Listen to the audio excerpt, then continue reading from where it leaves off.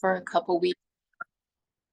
So a lot of this information will you have heard, but there's always new information or new understanding that comes from hearing information more than once, right? And we'll incorporate some new things as well. I am glad to see you here, Miss Linda. So just to be able to give you more of an understanding of who I am, as I said, I'm a Kwavi J, and Akwavi is my spiritual name. And I got that during my initiation when I took the hand of Fa, when I went to Benin to our home temples. But prior to that, when I began my holistic and spiritual journey, I was learning different techniques like Reiki energy healing, emotional freedom tapping, breath work, things like that, because I identified that I really needed to heal my body as well as my mind and my spirit. And when I got to a certain level of healing and I was kind of just at the end of my rope, and life really began to get chaotic because I was entering a new phase. The opportunity to become a full-time adept opened up to me. And that's when I began studying under Mianu. It was only after I had gained a certain level of healing that I was ready to reconnect with my ancestral traditions. And I'm very grateful to that. I have seen so much change and growth in the last year alone since I've been here. And I'm really grateful that I am able to start walking in my purpose as the Tassino, as a teacher, and being able to share some of these things with you. So to start, we start with learning more about the nervous system. Tiffany, you've been here, and in traditions, we always have teaching is a way of learning. So Tiffany, since you've been here a couple times, do you want to share what the nervous system is? Sure. So to my understanding, Yes, of the course. nervous system, it it's the system that has the fight or flight response. So it's the system that directs that fight or flight response in your body. So it's responsible for um, you know, your adrenaline rushing and you feeling pumped like you need to do something or make a move, or you're in danger, or when you're stressed. And at the same token, it also helps relax your body when there's no longer a threat or stressor to react to. Yes, yes, thank you. Yeah, so the nervous system is the system that is in control of all of our physical sensations. It translates our thoughts into feelings and vice versa, right? And like Tiffany mentioned, it has two parts to it. So it has the sympathetic, which is that activating part that she spoke about, and also the parasympathetic, which is the relaxing component. I see a lot of head nods. Are you familiar with the nervous system, Linda? Nice, nice. So I always like to begin with just starting to think about how our body reacts when we're in stressful situations. So Linda, do you want to share maybe some of the physical sensations that you feel? Yes, our body responds in many different ways. Sometimes we sweat, sometimes we shake.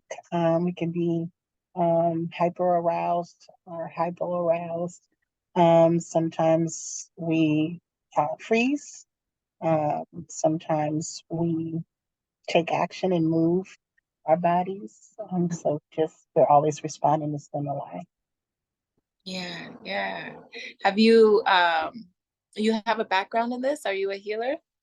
Yeah, teach parents how to co-regulate so they can, self-regulate so they can Mm. co-regulate with their children. So it's it's a big it's important. It's my passion. It's what wakes me up in the morning.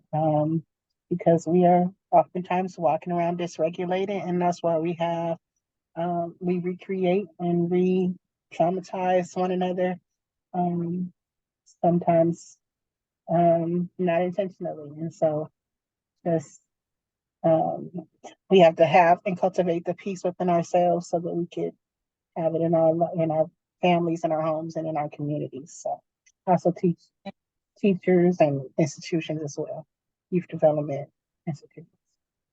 That's amazing. Yeah, that was one of my big pushes with learning these different techniques because I have a daughter who's 7 now, and she had a lot of big emotions. And so I learned these techniques to be able to teach them to her so that she will be able to calm down and be in social settings and be okay. Because through teaching her, it made me remember my childhood and realizing that I um, dealt with a lot of the similar things, but my parents didn't have the tools to be able to teach me.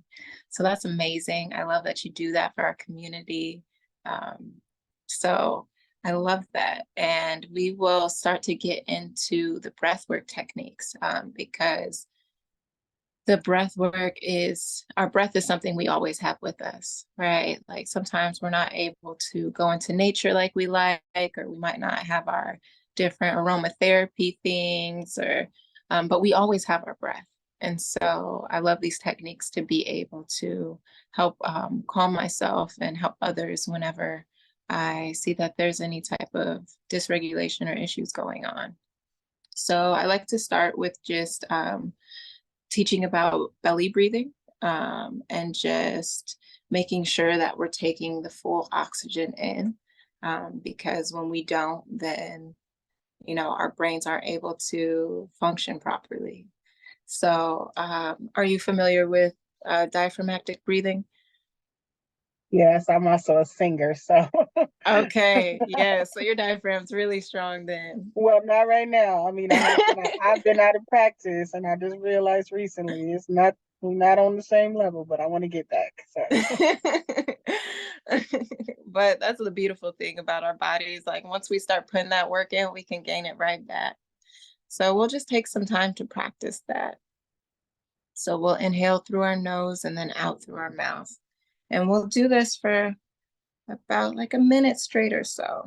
Let me get my timer set up.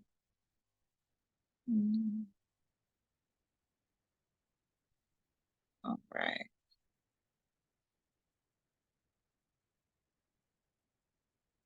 All right, let's go ahead and inhale through our nose, out through our mouth.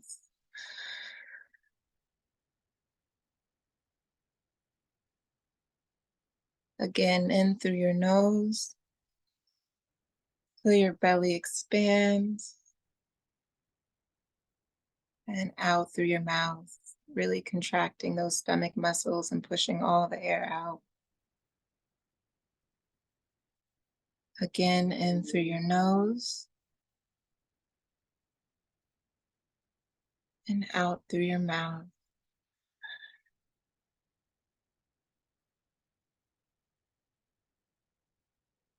Again, in through your nose and out through your mouth.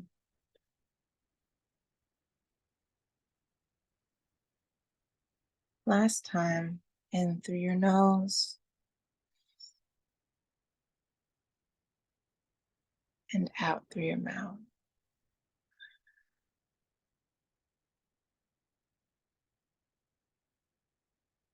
Go ahead and return to your regular breathing. Just really bringing your awareness into your body. Notice how you're feeling, if there's any aches or pains. Sending yourself love in any areas that have tension or pressure.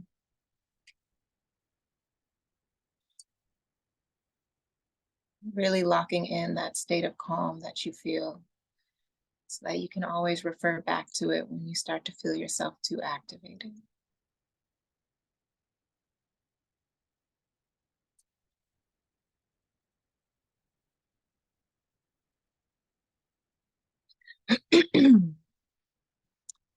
So the next technique that I like to do with everyone on the calls is the extended exhale. And just to make sure that your exhale is longer than your inhale, because that's the easiest way to really get that diaphragm going when you make your exhale longer than your inhale. Whenever you're ready, you could just put like a thumbs up reaction on your emoji thing. All right, I see one, I see two, perfect. All right.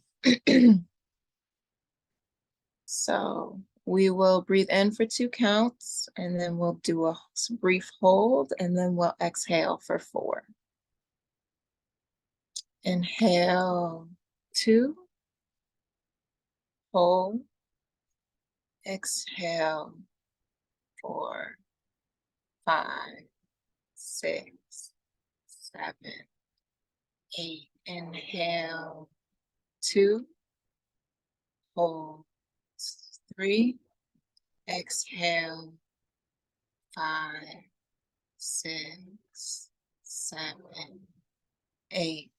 Inhale, 2, hold, 3, exhale, 5, 6, 7, 8. Inhale, 2, hold, 3, exhale, 5, 6, 7, 8. Inhale, 2, hold, 3, exhale, 5, 6, 7, 8. Inhale, 2, hold, 3, exhale, 5, 6, 7, 8. Last time, inhale, 2, hold, 3, exhale, 5, 6, 7, 8. Go ahead and return to your regular breathing.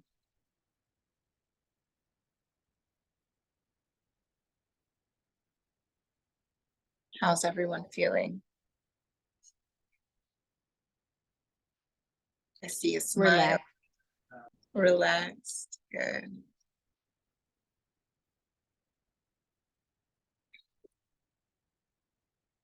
Between the first exercise and the second exercise, Linda, which one do you prefer? Or are they about the same?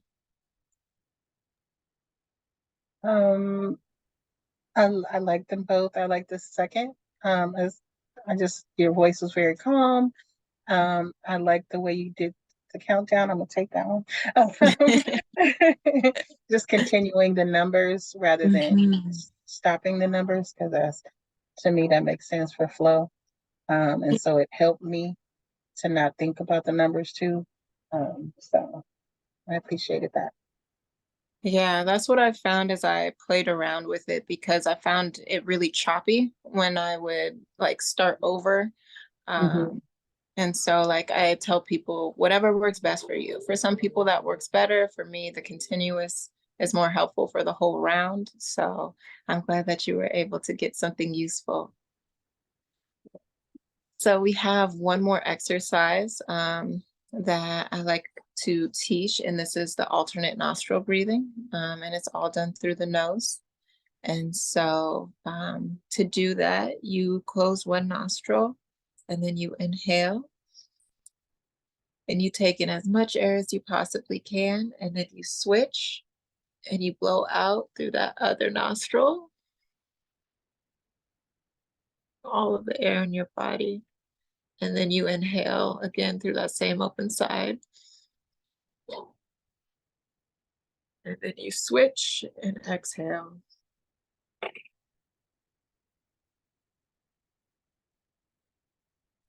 And that's the rhythm. You just keep doing that. If you're doing like a structured practice, you might set a timer, or if you're just doing it to get your own like physical release until you start to feel calm. But this one I find really potent whenever I was experiencing like acute anxiety or panic attacks. I would do this and it would really calm me down, because it helps to link the left and the right brain, and it really just brings the balance that is needed. So we will practice that one for about a minute or so again. Give me a thumbs up when you guys are ready. All right, we got 2 thumbs up. All right. And also, you know, everybody's body is different. So just do it to your own capacity, but just remember the rhythm of switching between the fingers. Okay. You can go ahead and inhale and switch.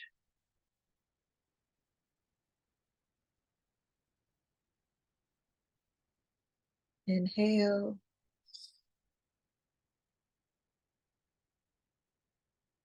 And switch.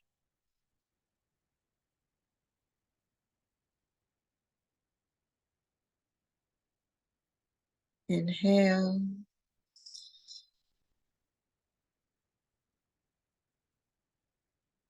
And switch.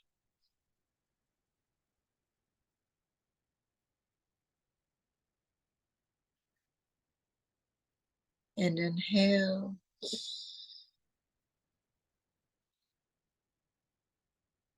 And switch.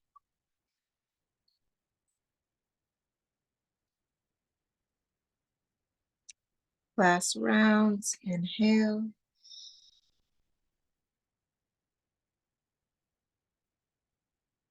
And switch.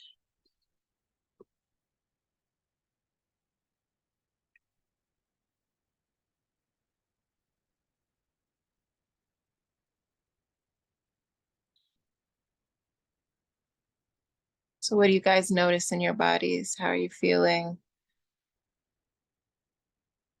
For me, I noticed one of my nose was a little bit more stopped up than the other. So that was a good check-in. Need to take some more Casagra after this. That part. Yeah, with the season getting ready to switch, it's really important that we start to ramp up our immune system.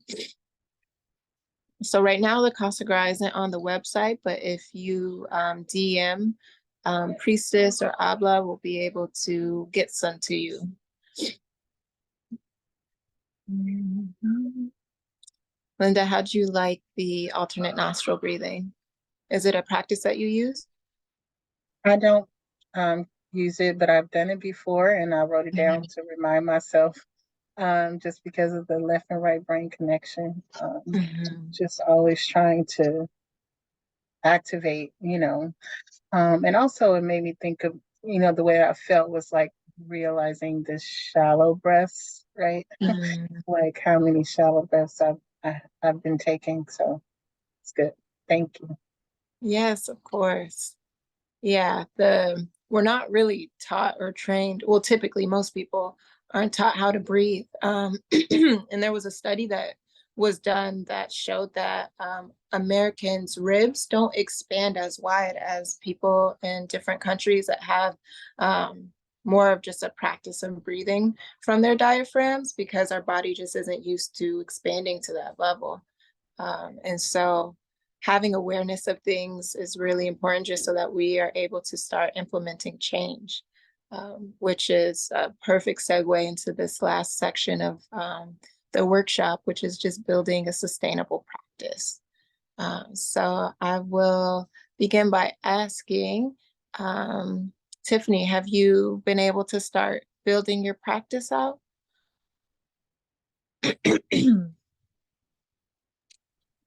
I am working on a routine. That's all right. It Working on a takes routine. time. It takes time. One breath at a time, one bite at a time, you know? Mm-hmm. What are some of the things that you've started to implement? um, I think continuing into what I had started last week, as far as like waking up early, like Mhm. setting like real intention for myself, like first thing in the morning. I started pouring libations, Mm. not consistently, but it's been a thing. Sorry, Okay. the little one is climbing all over me. I'm in the jungle gym right now. Um, It's all good. um, yeah, so definitely working on it. The kids Mhm. or my daughter started school back up last week too. So it's like Mm. a whole like revamping of routine and trying to see what works best for everyone's schedule. So, Yeah. but I'm still at it. That's good. And that's what's most important. Sometimes we can get too like strict and stringent and like be like, oh, it has to be done this one way, but that's not the way nature is, that's not the way energy flows. So learning how to be adaptable and assess what we need and what we have time for is super important. So I'm definitely giving you encouragement and I'm proud of you for consistently keeping at it. So, when it comes to building a consistent practice, I like to break it down into three different parts, the mind, the physical body, and then also the physical space. So, for the mind, to begin, just getting an understanding of where you're at. So, starting to observe your life, starting to notice repeating patterns, different things that are coming up, and not judging it, just kind of taking note of what's going on. And then once you've done that and writing it out is key, just because it's a way for us to organize our thoughts. It's a way for us to be able to keep track of what's going on. But once we have an understanding of where we're at, then starting to reflect on where we want to go, right? The things that we want to see changed in our lives. And um, my grandmother would always say, how do you eat an elephant? It's one bite at a time, right? So when we have a lot of changes that we want to see in our life, it can get very overwhelming. Sometimes it leads to discouragement and then not making any changes. But just having that understanding that you have enough time to do everything that you need to for this life, right? You only have to focus on this life. Um, it can take some of that weight off. And as you write out the things that you want to see change, then you can start tackling it one by one.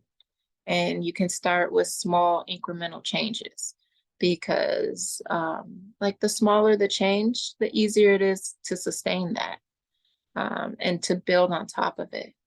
That is one of the things that we learn within traditions. Traditions is rooted in alignment with nature, and nature always takes its time, right? Everything moves in stages. And so to go back to the observation portion, sometimes we want to be in harvest season, and right now it might be winter, and that's okay because we need rest, right, to be able to regain our strength. So it's important to know which season we're in, where we're at, right, and then start making a plan for when we're able to move into the next season or even, instigate that change in our lives. And so after we have like written out our plan for ourselves, then you want to move into your physical body, right? Miyanu talks a lot about purity. She goes into depth about like what spiritual purity is. Um, and so part of that is cleansing your physical body. And for your practice to be sustainable, it needs to be something that you like to do, something that you want to do.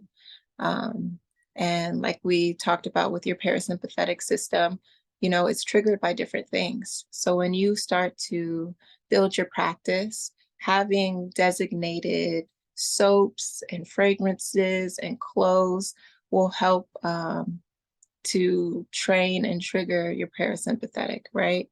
When I became a full-time adept, I was transitioning off of Western medicine. And so during one of my consultations, Mianu did a divination and it gave me the spiritual prescription of what I needed to do. So I was using specific soaps. We have a Divine Mother soap that helps to attract the energy of the Great Divine Mother, and then also spiritual purification baths. And I was taking those regularly. And I began to really look forward to that time.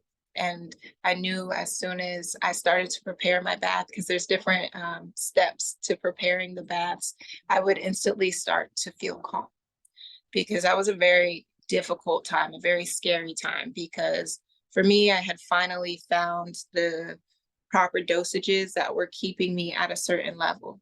But I was wanting to move past that, and I knew it was possible.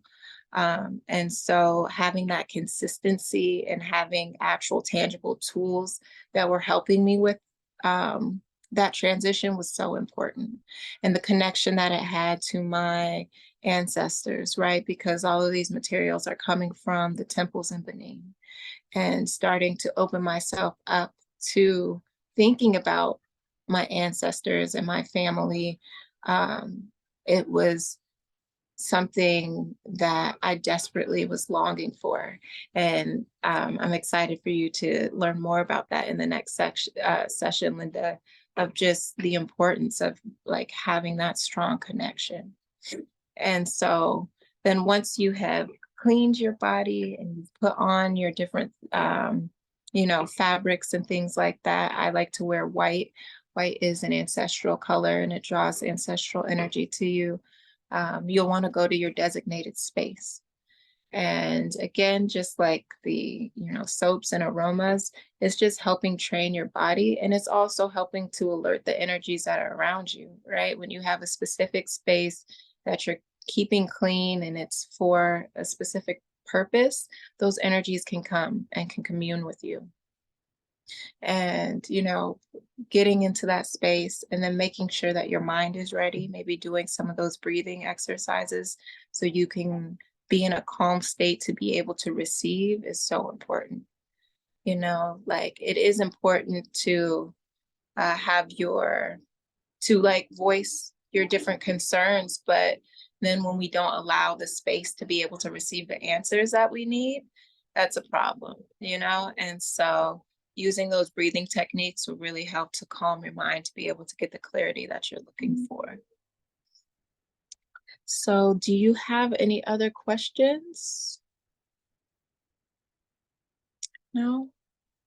Okay. I like to end each session with 3 minutes of breathing and affirmations. So the affirmations that I like to use is on the inhale, I am worthy and capable. And on the exhale, I release all worry and doubt. And so do it at your own pace. But for the next 3 minutes, I'll be reciting that affirmation. You can recite it out loud or in your head or just listen. But it's really important that we are really just pouring into ourselves and giving ourselves the encouragement that we need. So that is why I love to end my session with the affirmations. So let's begin. Inhale. I am worthy and capable. I release all worry and doubt. I am worthy and capable. I release all worry and doubt. I am worthy and capable. I release all worry and doubt. I am worthy and capable. I release all worry and doubt. I am worthy and capable. I release all worry and doubt. I am worthy and capable. I release all worry and doubt. I am worthy and capable. I release all worry and doubt. I am worthy and capable. I release all worry and doubt. I am worthy and capable. I release all worry and doubt. I am worthy and capable. I release all worry and doubt. I am worthy and capable. I release all worry and doubt. I am worthy and capable. I release all worry and doubt. I am worthy and capable. I release all worry and doubt. I am worthy and capable. I release all worry and doubt. I am worthy and capable. I release all worry and doubt. I am worthy and capable. I release all worry and doubt. I am worthy and capable. I release all worry and doubt. I am worthy and capable. I release all worry and doubt. Last time. I am worthy and capable. I release all worry and doubt. Return to your regular breathing. Allow yourself a moment to just soak that all in, to really feel the truth of those words, to know how loved and cared for you are, to know that your ancestors are always with you, helping you, guiding you, fortifying you to be able to do the work that you need to for yourself and your community. You are fully capable. You are fully worthy of all the blessings that come with walking your path. Release anything that is standing in your way. Seek out the things that you need to be able to walk in your purpose, like coming to this workshop. We are so glad to be able to be here for you and to support you as a temple. You can find us in the WhatsApp group, the Divine Feminine WhatsApp. I'm not sure if you're in that, Miss Linda, but we will get the link so that you can join if you're not. And it's an amazing community. It is full of women on their journey, and we just support each other. We do different challenges, and we support each other's businesses. So it's a great place to be. You can connect with me on Instagram at Journey2JB333. I would love to be able to connect and support you any way that I can. And yeah, I'm just so grateful to be able to have shared some of these tools. And I hope that they're able to help you on your journey and help you to be able to serve your community. We will now be moving into the next session, which will be on ancestral veneration with Abla. She is my big sister here at the temple. She is a mother and a wife, a spiritual adept. She has a thriving career. She just manages to keep all the balls in the air, juggles all the things. And it's amazing to be able to learn from her and to be able to get a wider perspective and also practical steps to do when I'm feeling overwhelmed.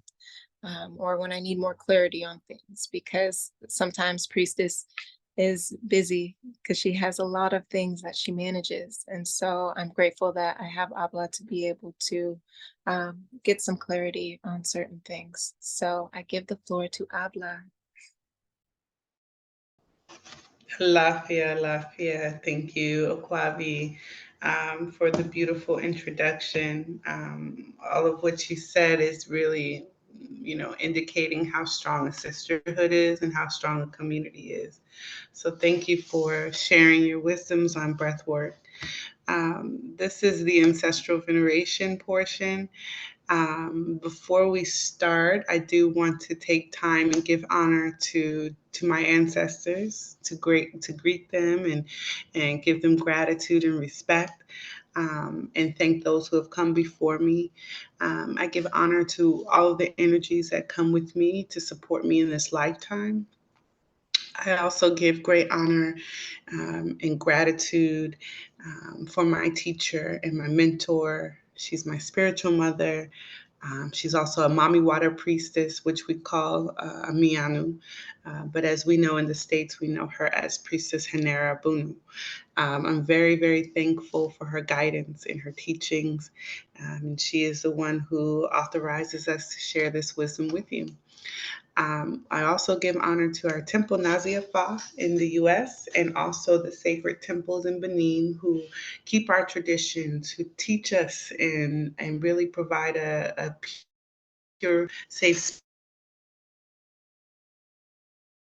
space for us to come back to our own tradition.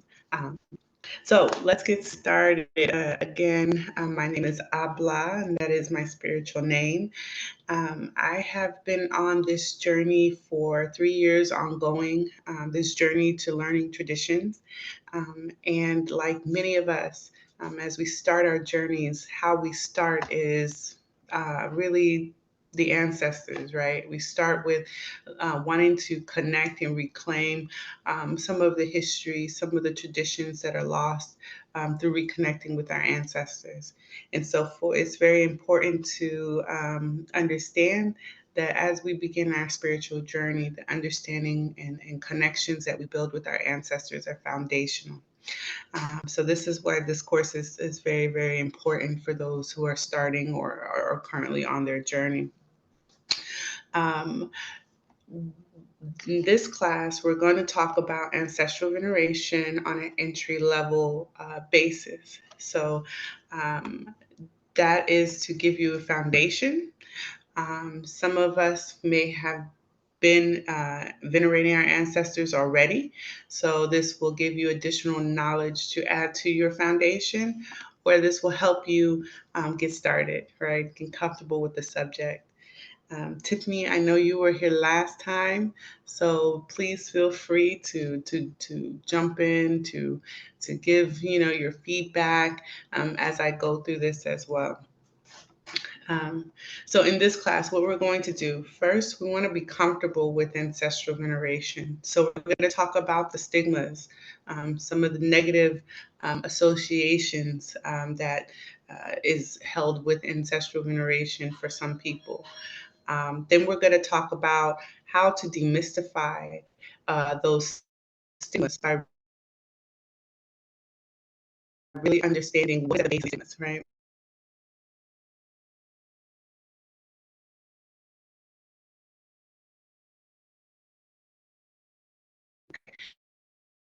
Um, just a quick minute. I don't know what's going on. Somebody's at the door. So,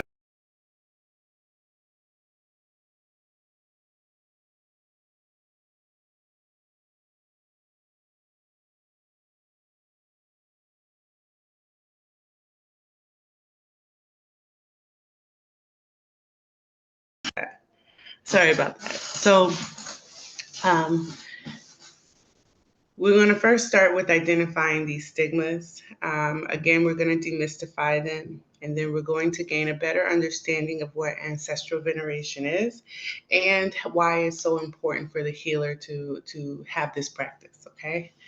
So let's start with a stigma. Can anybody say, or does anybody have a good idea or a definition of what stigma is?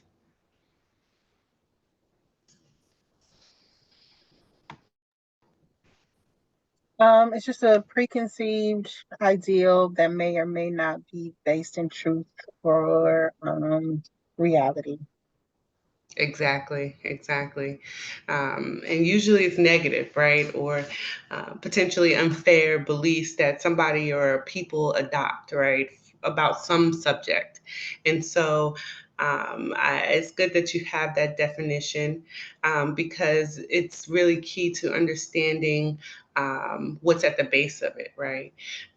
When we see a stigma being something that's negative or unfair or maybe untrue, it's good for us to internalize that because when we do see subjects that are stigmatized, it should be our signal to say there may be some falsehoods underlying these stigmas, right? Not to just adopt them. So as honest seekers, we want to get down to the truth, right? So let's identify them. So we know what a stigma is, and we know that it's unfair, untrue, potentially like a stereotype. So what have you heard about ancestral veneration? What stigmas have you heard being associated with the practice? Well, I mean, I've been in them many years ago. I've been practicing this for many years, but I know for me, the stigmas were usually associated with religiosity and Christianity in a lot of ways, colonization, all of the things, the ways in which we were separated from ourselves and our people. Um, so associating it with witchcraft or the devil Mhm. or any or dark energies or just any other idolization. Those are all some of the things that I was kind of um, raised to believe, but still Mhm. taught to venerate. Like the ways in which we have been able to circumvent those stigmas and still have a practice built into our culture, right? Mhm. Um, but but the stigma is still there. Like we'll put the T-shirt on, right? But then say somebody worshiping the devil when you know when we call out their names. So Right, uh, right. That's so very important too, because for us with these stigmas, we do hear it a lot. And it comes from religious background, right? mhm, mhm, Idolatry and devil worship and mhm, witchcraft and things like that.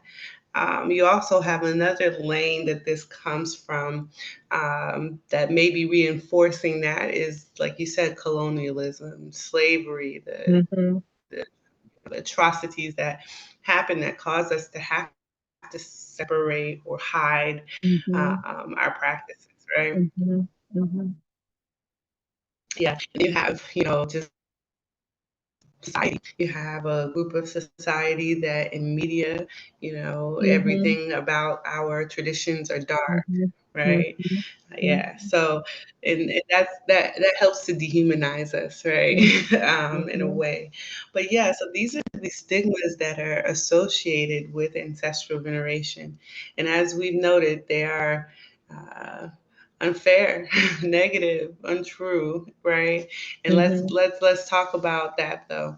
Um, so how do we demystify these connotations, these stigmas? When you look at the base of these stigmas, when you say these words, these idolatries and this darkness, it brings up a certain emotion, right? mhm, mhm. What emotion does it bring up for you, or did it bring up for you? Fear, right? Yeah. Because, because there's damnation, there's burning in a lake of fire. Like if you have been told that forever, then, red flag, flag on Yeah. the it's like, okay. And just anxiety. And then now I get angry because when Mm, because I think about, you know, how many of my ancestors, you know, I know they're all good. They straight. you know, they don't really need me like that. But I just think about like generations of being out of folks being out of practice, like out of intentional practice, right? So a lot of emotions come up, and it still happens, like you said, in television and movies. You know, it's just those stigmas get recycled and stuff. They do. They get reinforced and Yeah, recycled. yeah. But you said the key word, you said a couple of key words, but fear. Fear is what comes up, right? Mm-hmm. You said anxiety. Those are all traumas. Mm-hmm. Mm-hmm. Those are all traumas right there. They're Mm-hmm. the result of trauma. And Mm-hmm. so I would dare say at the base of these stigmas for us as people, Africans in the diaspora, what is at the base of these stigmas is trauma. Okay. And that fear, those stigmas really either reinforce the trauma or help us cover our own trauma in a way. So what has caused the trauma? And I think you've really hit the head on the nail when talking about the separation, right? We as a people have gone through a great rift, a great separation forcefully from our lands, from our culture, from our traditions, from our people. And in that great separation, and you can imagine if you personally were separated, like in today's time, you can imagine the amount of trauma, emotions that come from that, and how that can be learned or even passed through, even the DNA, right? Um, so let's focus on that just for a little bit, because we are Indigenous people, or Indigenous African people. And the thing that is very true about Indigenous people all around the world is that our cultures and our traditions, our spirituality, how we eat, all are connected in alignment with nature, in alignment with the divine, right? And the Western world is completely the opposite. It's not trying to align with the divine or nature, it's trying to conquer nature, conquer the divine, right? This is where all our technologies give us conveniences for, in order to overcome the effects of nature, right? So this way for us as Indigenous people is it creates its own set of anxieties and stresses for us, because it's unnatural for us, right? Now, when talking about the separation that slavery caused for us, when you understand some of the core values of Indigenous people, we understand that our environment is what feeds us, and our environment is what sustains us as a people, right?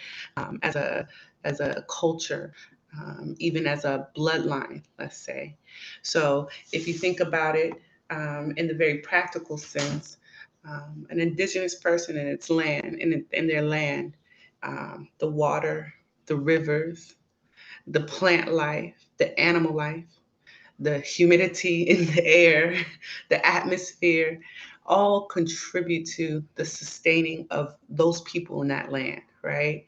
And if you see how we develop our communities and our cultures, you understand that the way we interact with the divine, right? Our spirituality is based off of the nature that we're around. How our family structures mirror the nature that's around. And so to rip us from our land, again, it's not just changing, you live in one place, now you live in another. It's really ripping us away from some of the core identity that we had connected to our divine source. Okay. So in itself, slavery, outside of all of the other atrocities, the Jim Crow, the torture, the rape, all of this, the course, just the separation caused such a rift, right? And in the way that it was done, okay? And in talking about all the violence and the atrocity, this is what caused us to have to hide, to have to further separate ourselves in order to survive, right? And so the level of identity losses is very great. You have identity loss because of trauma, and then you have identity loss because of survival. And they all get commingled together, right?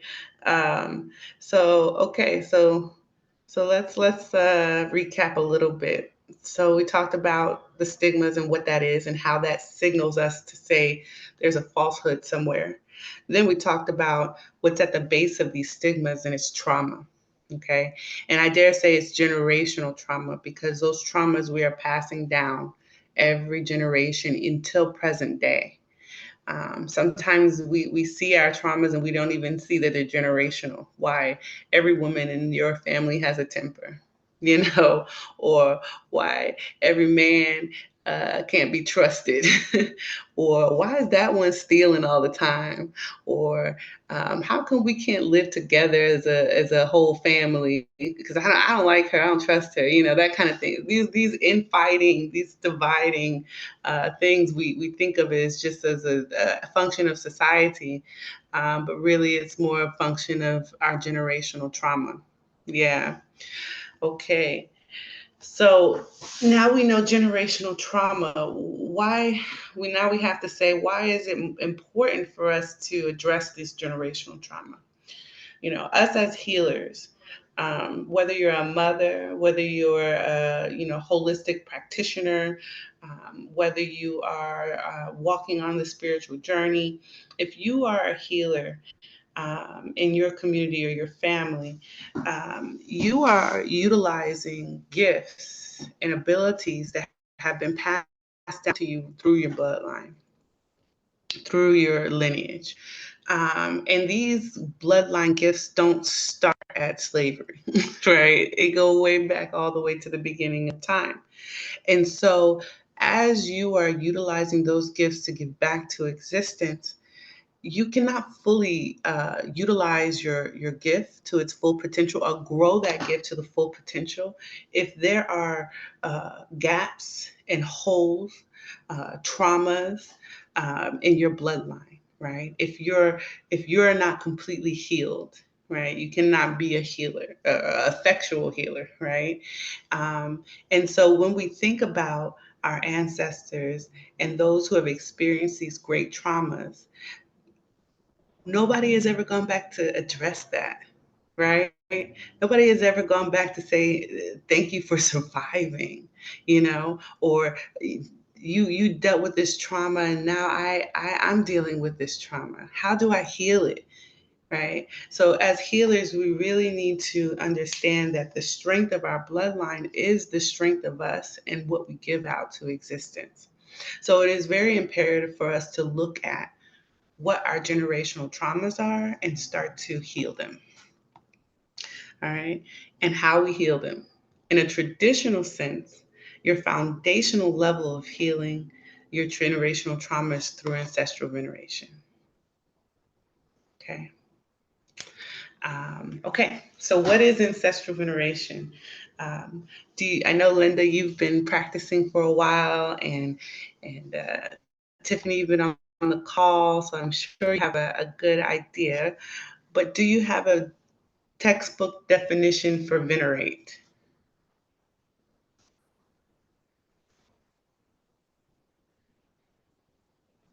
Tiffany? Sorry, that was my cue. Um, Textbook definition for venerate would be to show great honor and respect. Mm-hmm. Mm-hmm. Yes, that's the essence of it. If I give you the textbook definition of venerate, it is to exalt, to hold in high esteem, to respect, and to revere.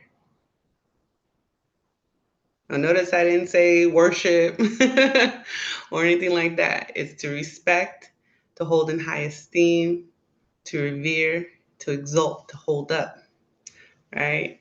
So when we're talking about ancestral veneration, it is to exalt, to hold in high esteem, to respect, and to revere your loved ones, your family members, bloodline family members who have passed on to the other side. Okay? So we venerate our family members who are in our bloodline who have passed on or transitioned to the other side. It is those family members who are your ancestors from present day back to the beginning of existence. Okay? So when you hear the definition of ancestral veneration, does that sound dark or demonic or witchcraft like? No, it shouldn't. It sounds like very natural, right? When we're growing up, we're taught to respect and revere and honor our parents, our grandparents, right? And that doesn't stop when they pass on, right? Okay. Um, okay. So then let's talk about some ways we can venerate our ancestors on a regular basis to begin to develop that practice. And for this purpose, I'm going to change practice into relationship. So begin to develop that relationship. What are some ways that you use to venerate your ancestors?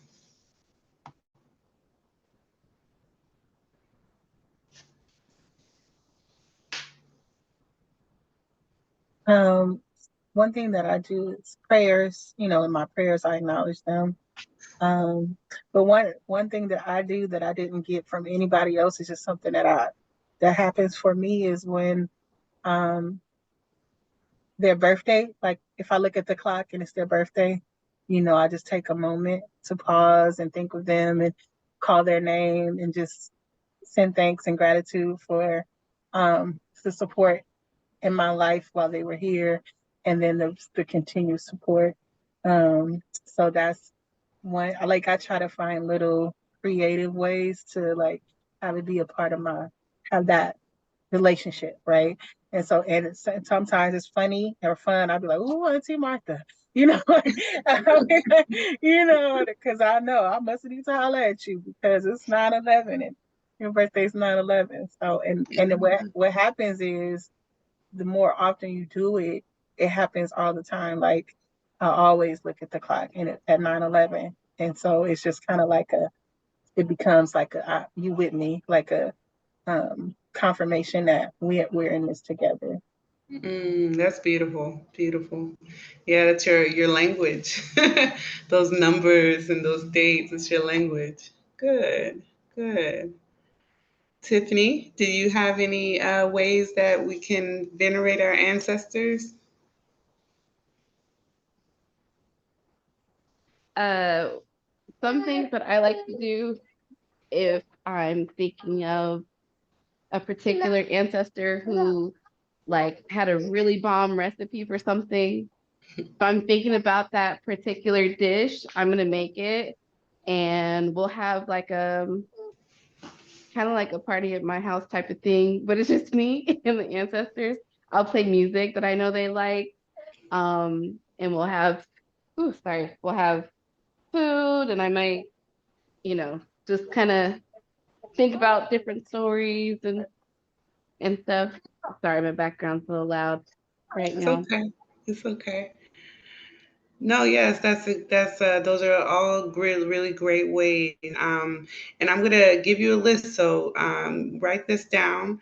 You both touched on some really important ways, and you'll probably hear them again as I go through the list. But some of the ways that we can honor our ancestors, of course, the big one is your ancestral altar and developing a routine, a relationship there. But some of us are just starting and we want to develop the relationship. So let's say we can say their names is a way to honor our ancestors out loud, saying their names. Putting up pictures of our family members that have passed on. Putting up pictures in our house or in our meditation or altar areas is another way. telling stories, right, about their lives or stories that you know of, especially if you have children or if you have nieces and nephews, younger people around you. You want to tell the stories of ancestors because you want their memories to continue, and you want those lessons. There's always even in the failures, right? There's always lessons, and so you want to impart those lessons on generations going forward. You mentioned Tiffany cooking the foods that they liked or that they were good at making, those favorite recipes. Those are great ways to venerate your ancestors. And if you can teach your little ones those recipes, that is another great way to honor your ancestors. Picking up their hobbies and skills and continuing their works in this life is another way, a strong way to honor your ancestors. So if your, grandmother was an activist back in the day, and now you are, this is a way to continue their works, right? If your auntie was a healer and now you've picked up her gifts, then that is a way to honor your ancestors. I try to get these plants going because my great grandfather was everybody on my mother's side has a green thumb. So I can take care of things, but I need to learn how to grow them is the key. So building on that skill for me is a way to honor my ancestors. Let's see, giving offerings, right? Food, water. Water is a great way if you're just starting to give offerings to your ancestors. Akwabi mentioned it earlier, wearing white. So we know that colors give off vibrations and they attract, energy, vibration. So the color of white attracts the energy of your ancestors. So when you want to connect with them, when you need clarity, when you're building that relationship and you're in your meditation space, you're doing your breath work, wear white. Wear a white head cloth or white clothing to draw the energy of your ancestors closer to you. Tiffany, you said music, right? Music and dance is a natural way for us to honor the divine, honor our ancestors. Um, yeah, so I wanted to give you a couple of ways. They're very practical ways we can at any time say our ancestors' name, at any time develop finding pictures of them and asking about stories and telling stories. These are very practical things that we can do to honor them. Okay. Um, does anybody have an altar already? An ancestral altar? You do. Okay, good, good. Um, and if you have any questions, Priestess Tenera will be on the call. So it'll be great to any questions you have about the practice or needing to get more into it or have, any kind of questions, please, save them for her because it'll be a great time for you to get that knowledge. Um, Okay, so as we come towards the end of this session, I wanted to give you a couple of tools. If you haven't already, I just want to wait first if you've done this part already. But if you hadn't, please do. The first thing is when you're starting your ancestral veneration practice, what you want to do is you want to start your family tree if you haven't already. So has everybody started their family tree? Okay. Tiffany, did you start yours? Yay! Good, good, good, good, good. Okay. Then I have here, you want to write down a list of family members who have passed on. Um, this can be placed in your altar area. This can be in your journal as well for you to study and remember. Sometimes we don't find all the pictures we want to find, but you can write down all the names, right? And you can have that in your area for your altar area for you to venerate your ancestors. For me, in my altar, I have I have a list of names of all all the passed away, those who have passed away in my bloodline. And then I did my work to find as many pictures as I can, but I don't have pictures of everybody, but I have names, you know. So these are very important. Um, and then have a journal, write down a journal. As you are in your practice, you will get various messages, things that you need to look at introspectively, right? Tracking your growth and building your relationship. You will want to write down a journal to be able to monitor yourself, monitor your observations, and come back and meditate for more clarity. If you need further guidance from your ancestors, I will say book a consultation with Priestess Hanera. It is the one of the essential tools that we have in our traditions is divination, to be able to get more guidance from the spirit world. So I would encourage you to continue down your path. You are supported. The temple is here for you. Priestess Hanera has a wealth of wisdom and knowledge for your better understanding.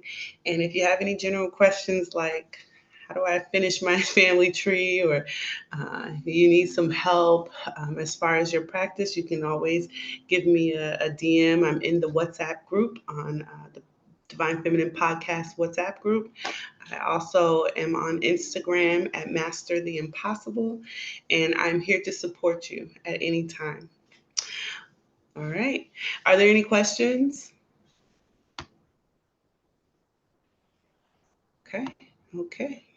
Well, I hope to see everyone again, because every time you come back, we get the chance to go deeper and deeper into the knowledge and really open up to give you the wisdoms that you're needing to support your practice. So I hope that this builds a community even further, and I'm very happy for you, for everyone on their journey. Thank you. Thank you so much, Abla, for that. Thank you for the wisdom that you shared with us and for the way that you were able to just connect these different aspects of our life and bring them back to our roots and our traditions.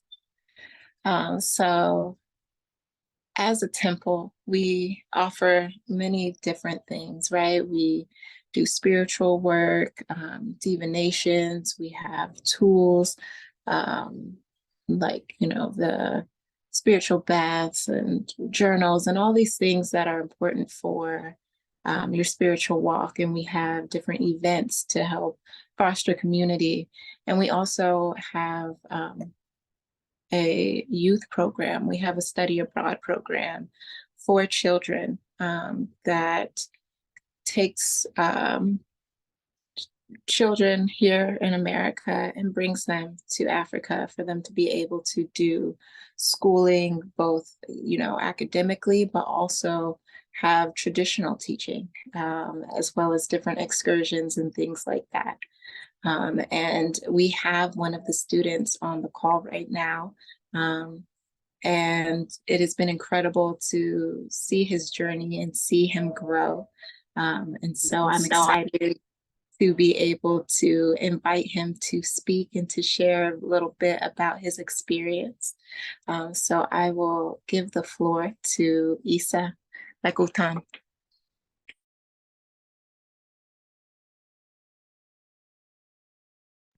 Hello, everybody. It's nice to see everybody. It's nice there's more people. I just wanted to greet everybody, greet the ancestors with you. My name is Ilekutam, son of, first son of Sam Kofa, and student to La Palais de la Reine and Nai Animaso, as well as Miano Ameome Hule. Today there's a couple questions that came up that I feel like I didn't answer, so I wanted to answer those. Oh. Okay. Wait, is that visible now? You guys see me now? Okay. Okay, so Miano had asked me, what are three different traditions? What are three differences in children from the motherland that are in the tradition? Because there still are kids who are there that are not in the tradition. The kids who are there in the tradition compared to kids here, the Western kids. And I will say that I've realized respect is such a huger thing. It's the respect that the kids have there is way, way, way just better. Like example, they'll have help anyone, know them or not, help them with like, and you know, like helping an old woman pass the road. Like they'll help with that, help with someone's groceries, or like if they're making street food on the side of the road, they'll help if they see the woman is, struggling, they'll help the woman. It's not always like that here. It's like if you go to like a farmer's market, you almost never see that, like a random teenager just helping out. It's not something you see every day, but this is something I see every day, and I've helped out just trying to be in the culture.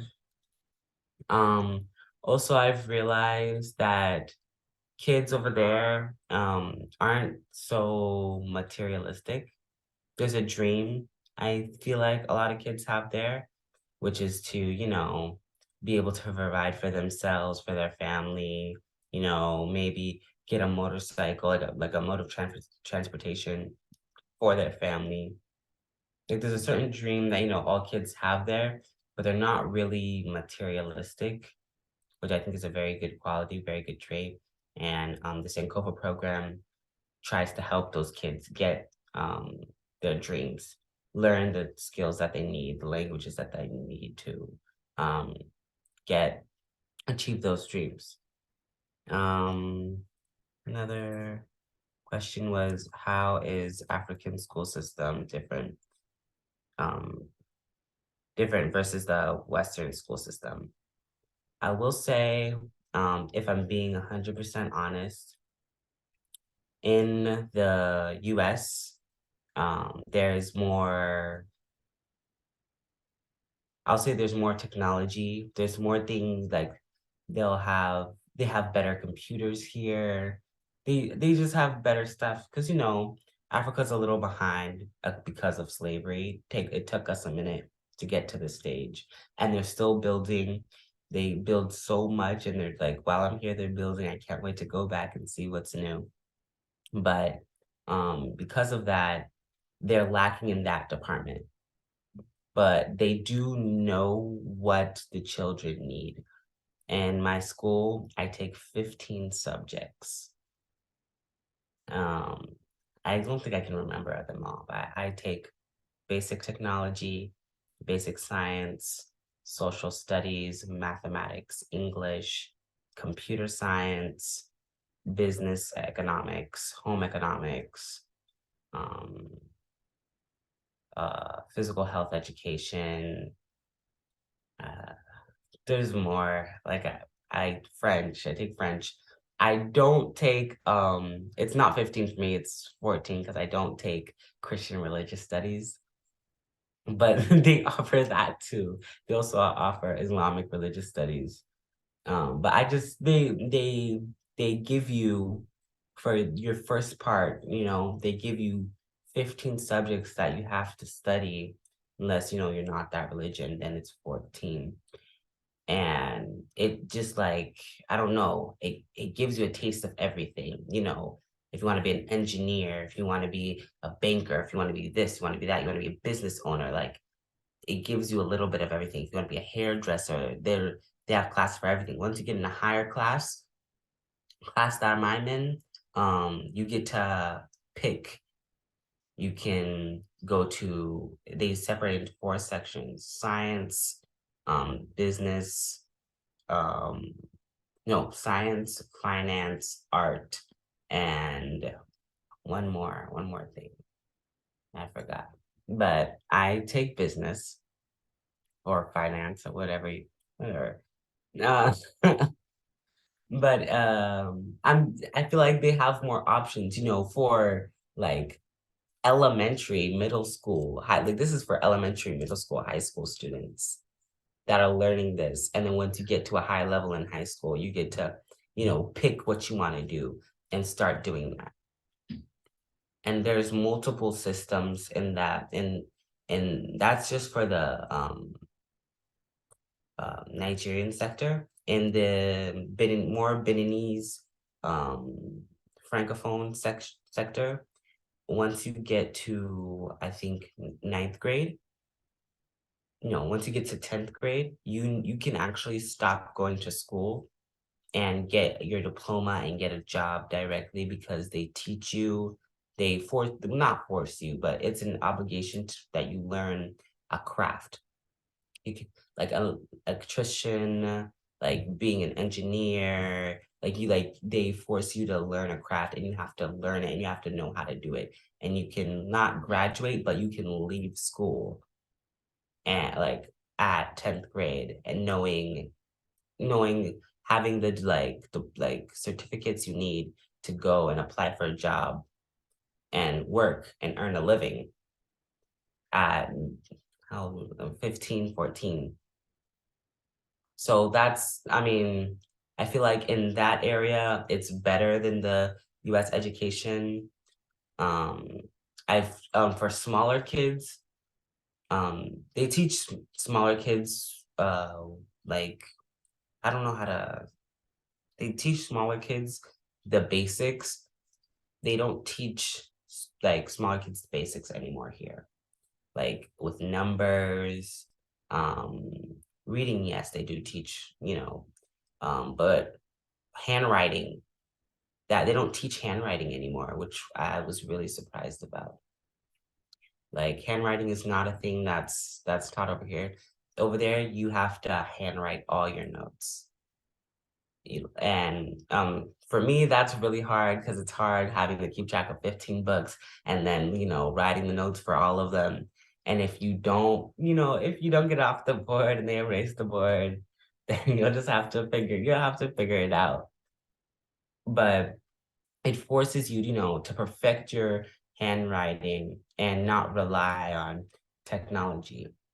My personal opinion, I do feel like getting more like better technology to help with, the curriculum would be better. But handwriting, I feel like that should always be taught. I think there was one more question that I had. How many languages do I speak, and how has speaking other languages helped me? I speak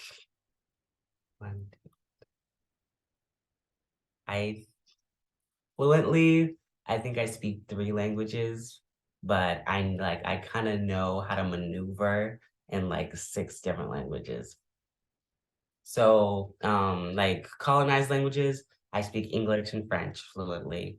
And then the really big native language in Benin, where the Sankofa program is located, it's called Fon, and you'll hear it everywhere. Like some people, they mix it up with their French, and it's like it's a whole thing.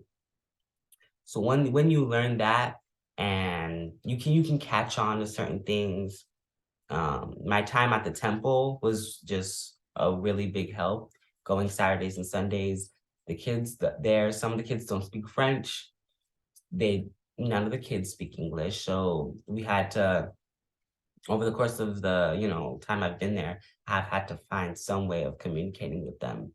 Then the moms that come on the weekends, like not a lot of them speak French nor English. So communicating with them was hard, but I learned the language not by sitting down and like ABC 1, 2, 3. No, I just learned by listening and like, oh, what's this? And in font, or what's this in font? And then like they'll explain it and I'll put it together. How do you say this? I want to ask for this. So that's how I learned, and I just, evolved from there. with French.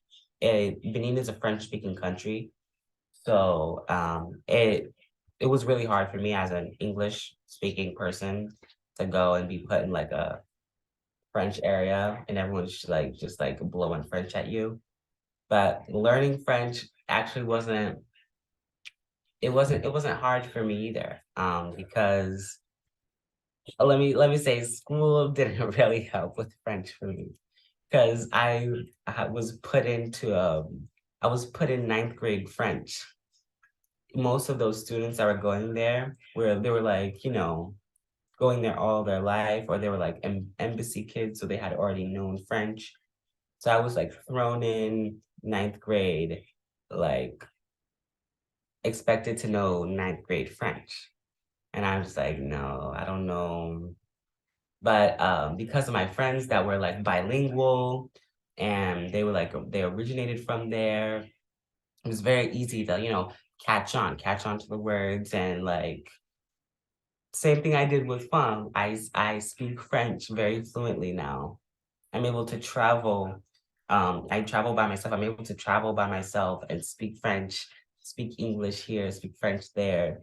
And it's very, very, very useful. It's helped me a couple times. It helps you not get ripped off because if you if you speak another language, they're gonna get, no matter where you are in the world. If you don't speak the language, they'll be like, "Oh, we got a tourist. We have a sucker over here. We can get him." But like you'll speak the language. For me, I love seeing their faces because you could speak the French and they'll be like, "Oh, he speaks French," but they'll start talking in their native tongue. And then you'll be like, yeah, I know that too. So like, why are you selling it to me for like double the price? So it's very useful. Very, very useful to me. I think that was all the questions. Yeah, that was all the questions. Does anyone else have any other questions? Let me look at the chat.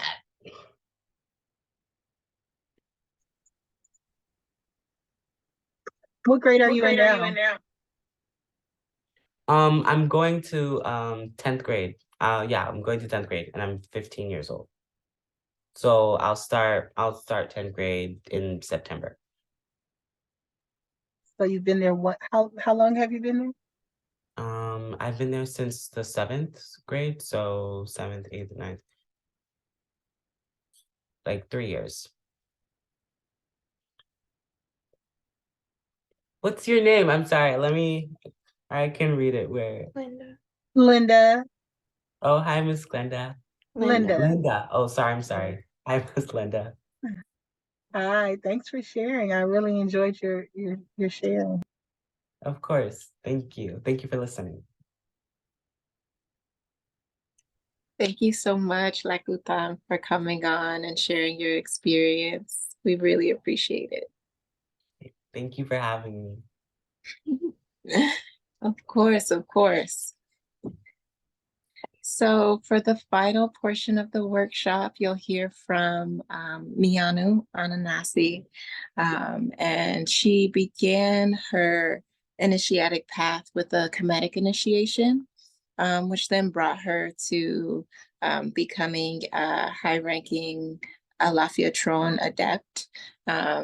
And then she started to specialize more into her calling as a Hono, which is a priest, and then even more specificity getting into her initiations as a Mamiwata priestess, as a Mianu.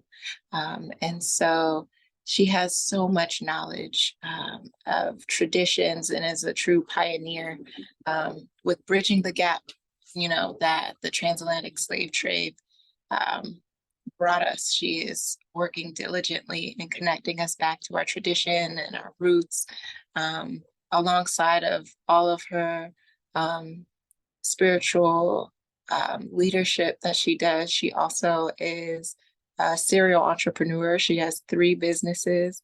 She is a mother of 5, a very strong community member, always doing different programs here in San Diego. an amazing cook, just an incredible person. And I'm so grateful for the opportunity to learn from her and to be able to just be in her presence and to be able to see how she manages everything. I feel a lot of gratitude to be able to introduce her to you all. I give the floor to Mianu Ananasi. Blessings, blessings. I'm greeting you all. I'm greeting you all. I think the new face we have on the call today is Miss Linda. Am I saying that right? Welcome. I'm greeting you and your ancestors. First, giving respect to my teacher. We brought her name up multiple times today. Did we get the presentation? Did they get the presentation? Or we got to see Nae? Nae Bujitao Enemaso the second. She is truly, have you guys seen the movie Woman King? She is truly a woman king in Benin. If you guys are in the Divine Feminine chat, you know that I dropped the most recent video of her going into Togo with their Mamiwata ceremonies that they're having there for the new year. And she was received with open arms there at their ritual. She is a matriarch, and her temple is our home temple, the temple that connects us back to our roots.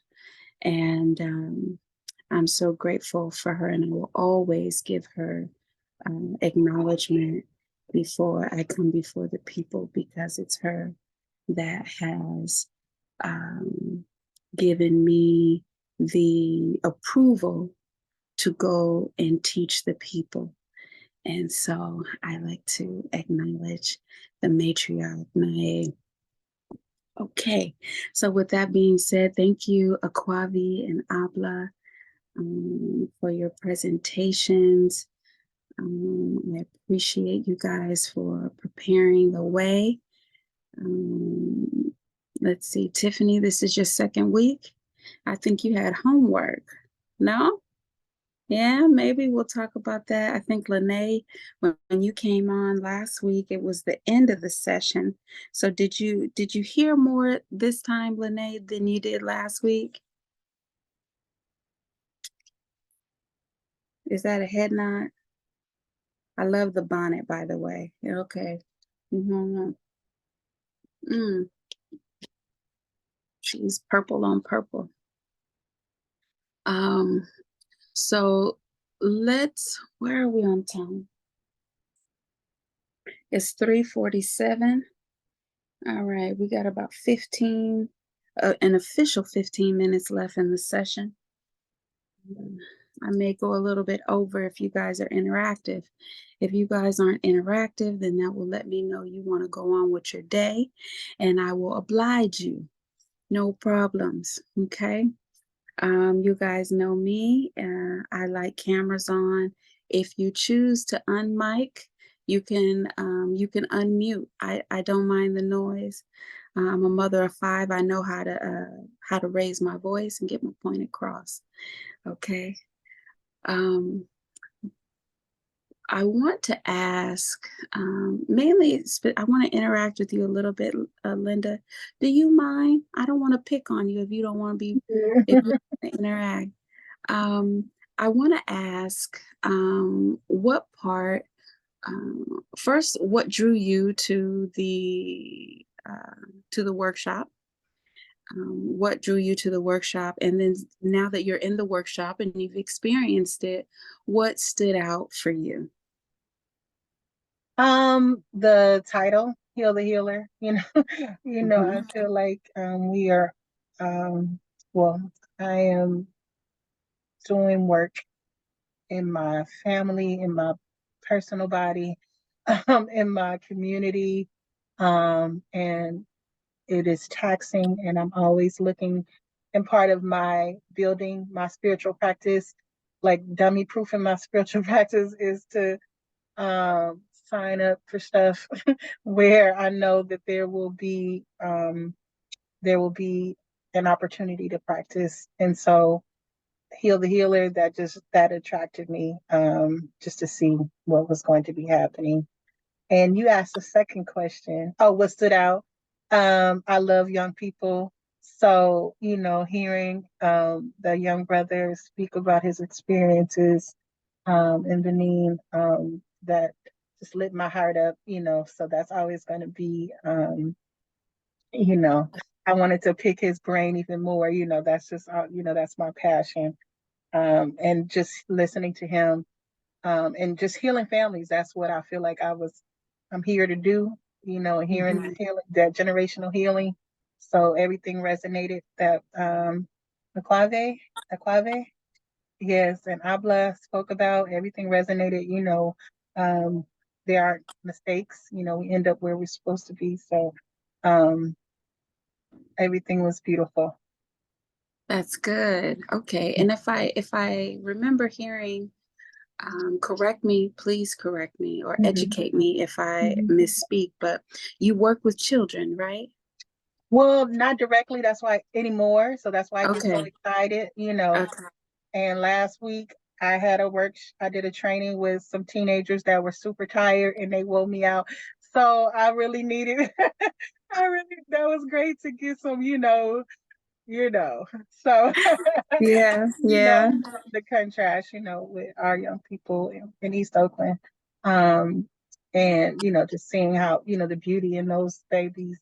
And this young man, I'm going to take it and be blessed by it the rest of the week. So, Nice, nice.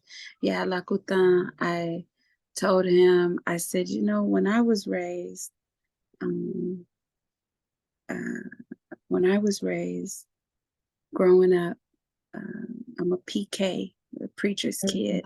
mm-hmm. So you had to stay ready to take the mic. Mm-hmm. Mm-hmm. You got dressed every Sunday, your hair was always done, and you had to stay ready because you never knew when you was gonna have to get on the organ or get on the lead praise and worship, or introduce the pastor, or even give a mini message or do offering. You never knew. And so you had to stay ready. I said in spirituality, this is the way we give back, and uh, you gotta stay ready. And so I said, you need to come on, and you need to talk to the people. And he handled it well, I think. You did a He great job. he handled it well. So he doesn't get the mic; he gets the Zoom link. Right. But either way, he has to stay. He has to stay ready because our children are our future, right? We know our great beloved ancestor Frederick Douglass says it's better to raise up good children, and I'm paraphrasing, than repair broken men. And so part of what we've been able to do with the Sankofa program is really stay true to the origin of the name Sankofa, which is go back in order to move forward. So we go back to traditions, we go back to our indigenous ways, to our original mind, in order to know how to navigate in today's world. Right. And so that's truly what the children are learning. And I'm just grateful. Like he said, he's the first son of the program. And we have 4 families that are committed to the program and have their children within the program. And so most of us are homeschooling parents, or if we're not homeschooling parents, we're definitely all in wellness and on the holistic path. And so all of the gains that we've gained in our lifetime, we want to pass that down to our children 20 to 30 years earlier. And so that is the mindset of the families, and they really, really support their children and the program. Um, and I think that they're seeing the benefit, the program like I said, we're either homeschooling or on the holistic path. The parents, although it's not an obligation, the parents do come and spend a couple months each school year with the children, and that is their time being house parent, so to speak. There's always a representative from America there. But there is a full staff and everything runs on autopilot. So the kids have a schedule. It's quite rigorous. They go to school. They're up at 6. They have chores. They go to school. They're home depending on their age limit.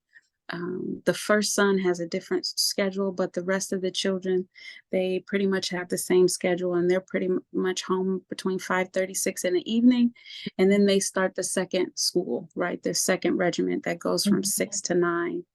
And every child learns French, and every child, there's a home teacher that comes and teaches French. There's a home teacher that helps with studies. There's a home teacher that does extracurricular as well. They have go home early, just like they do here on Wednesdays. And let me tell you, because I was a homeschooling mom, the reason I felt comfortable putting my children back into a school system, right? Because I took them out of the system here.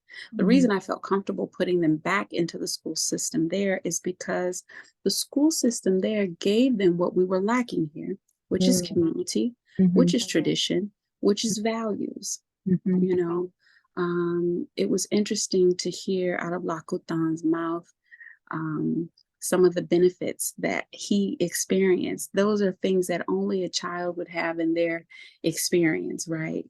Seeing the difference between children here and children there, and just knowing, having those different identities. That's not something I personally can teach him. That's something he gets through the socialization and networking that comes with going to school with other Africans, right? Taking on that African mind or the African identity, which is what, as we heard in ancestral veneration, which we're desperately on this path seeking to get back to know ourselves.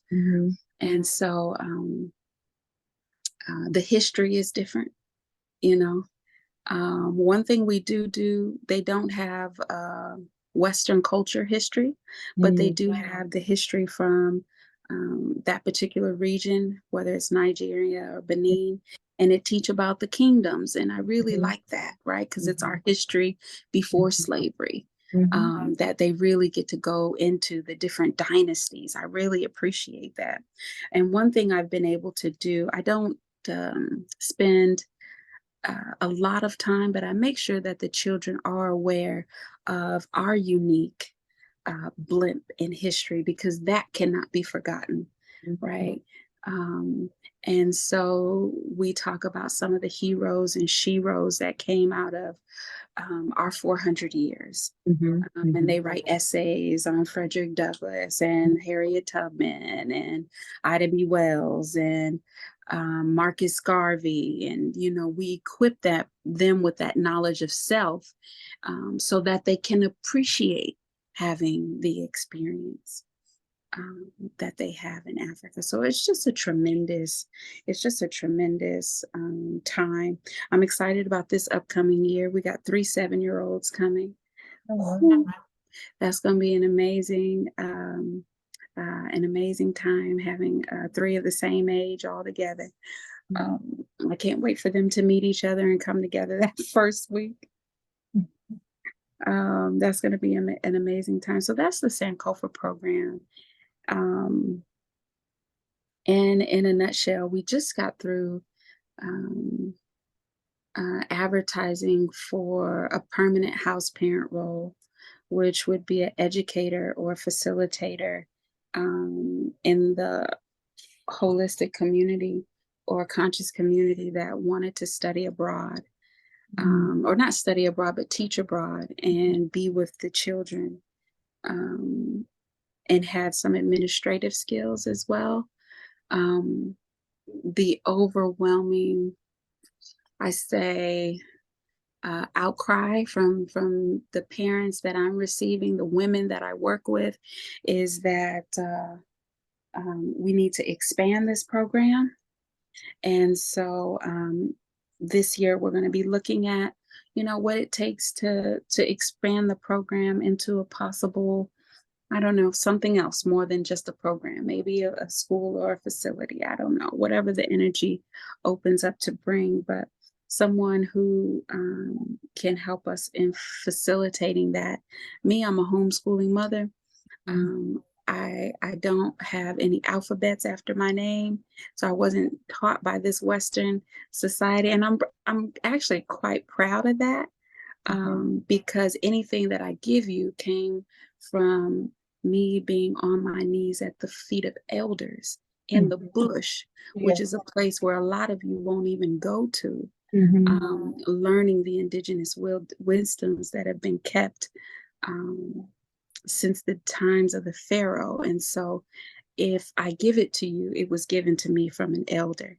And so I appreciate not having all of that, but I also have wisdom in knowing if we're going to charter into those territories, I need someone who knows, has that education and skill set to work with me. So I bring all that up. It's a little bit of a segue, but I bring all that up to say, if you know anyone, you should stay connected with us, because we have next semester, next school year, and abroad, where we would be looking for facilitators to come in and enrich the children's life, and also gain, right? Most of the parents, when they come for those couple of months, they normally get their spiritual work done, do whatever initiations they need to do. And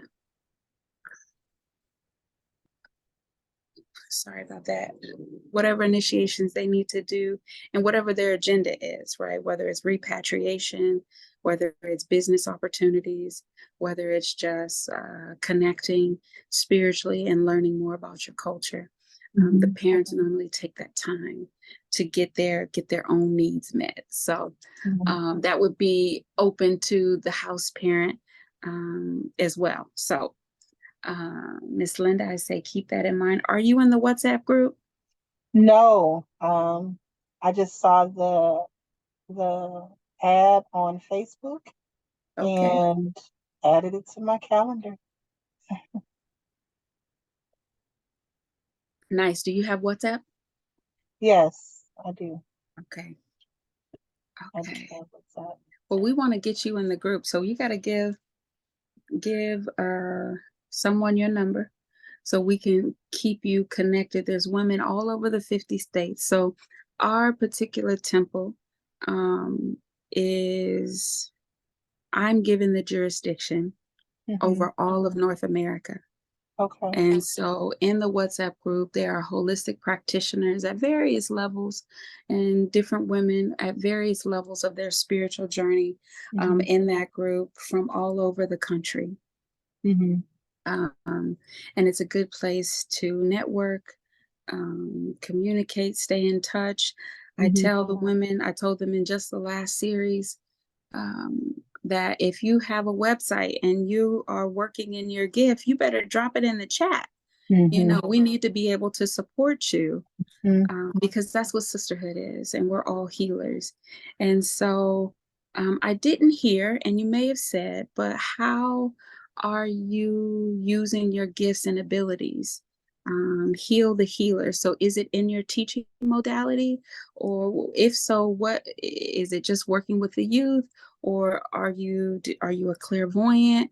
If so, which senses, how do you heal?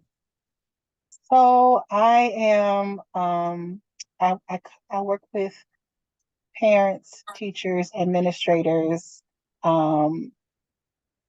coaching, and I do use EFT. I do use a lot of chanting and vocalization.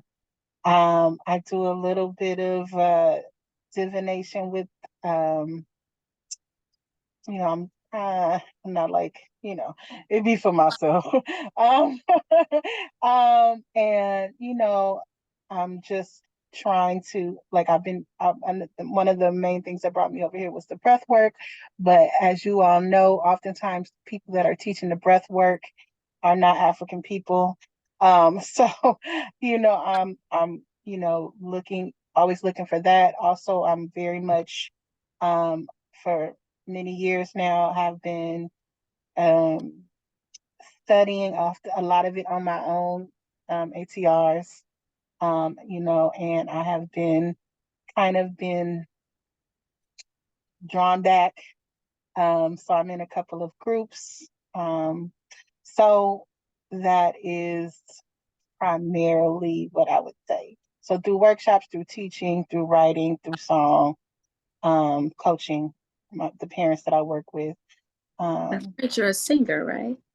Well, yeah, there's a lot going on with the song and the singer, but I said it out loud, so it must have meant to be said. So Hey, yeah, that's I how it sing, goes. and I'm trying to, and I'm recognizing it as the healer within me. Yeah. So I'm reclaiming it. So. Yep. Yep. Mhm. You say you divine. Well, Were Go ahead. I Go don't want ahead. to get too deep, like I have, recently. Well, I used to, many years ago when I really first started on my journey, I used to use the I Ching, and I would use that, and it would just be right on. So I continued to use that, but that was many years ago. And then, so I'm saying that out loud, so I know that it's a spiritual gift that needs to be developed, is what I'm saying. And so I have different things that may not be traditional to Africa, right? Or to our traditional methods. Some people, That's I have done a little bit of tarot, but the tarot that I use is a hoodoo tarot. So it's mhm. kind of aligned with, my family's from Louisiana. So just kind of within the last couple of years, been drawn to that. And so and it's always right on time. So I know it's the truth. So, yeah. The thing that is important to know is the connection in the unseen and the why, right? So you could divine with pennies, Yeah. you could divine with cards, you could, Mhm. if it's about the power within you, Mhm. right? And the power within you being your connection to the unseen world, the Mhm. gifts and abilities that came with you through your bloodline, Yes. right? And so that's what we're really, I'm helping the public to tap into, is how to build a greater connection with Mhm. that power so that you can be more impactful in the areas that you are impacting, whether that's divining, whether that's singing, whether that's with the children. Mhm. How do you know what you know when you tell someone what you tell them and it's right on? It's Mhm. because your connection is clear. Mhm. Does anyone remember, and this means I'm talking to you, Tiffany, back on. Does anyone remember, or Lene may know this one as well, uh, what is the definition of purity, the spiritual definition that we use for purity?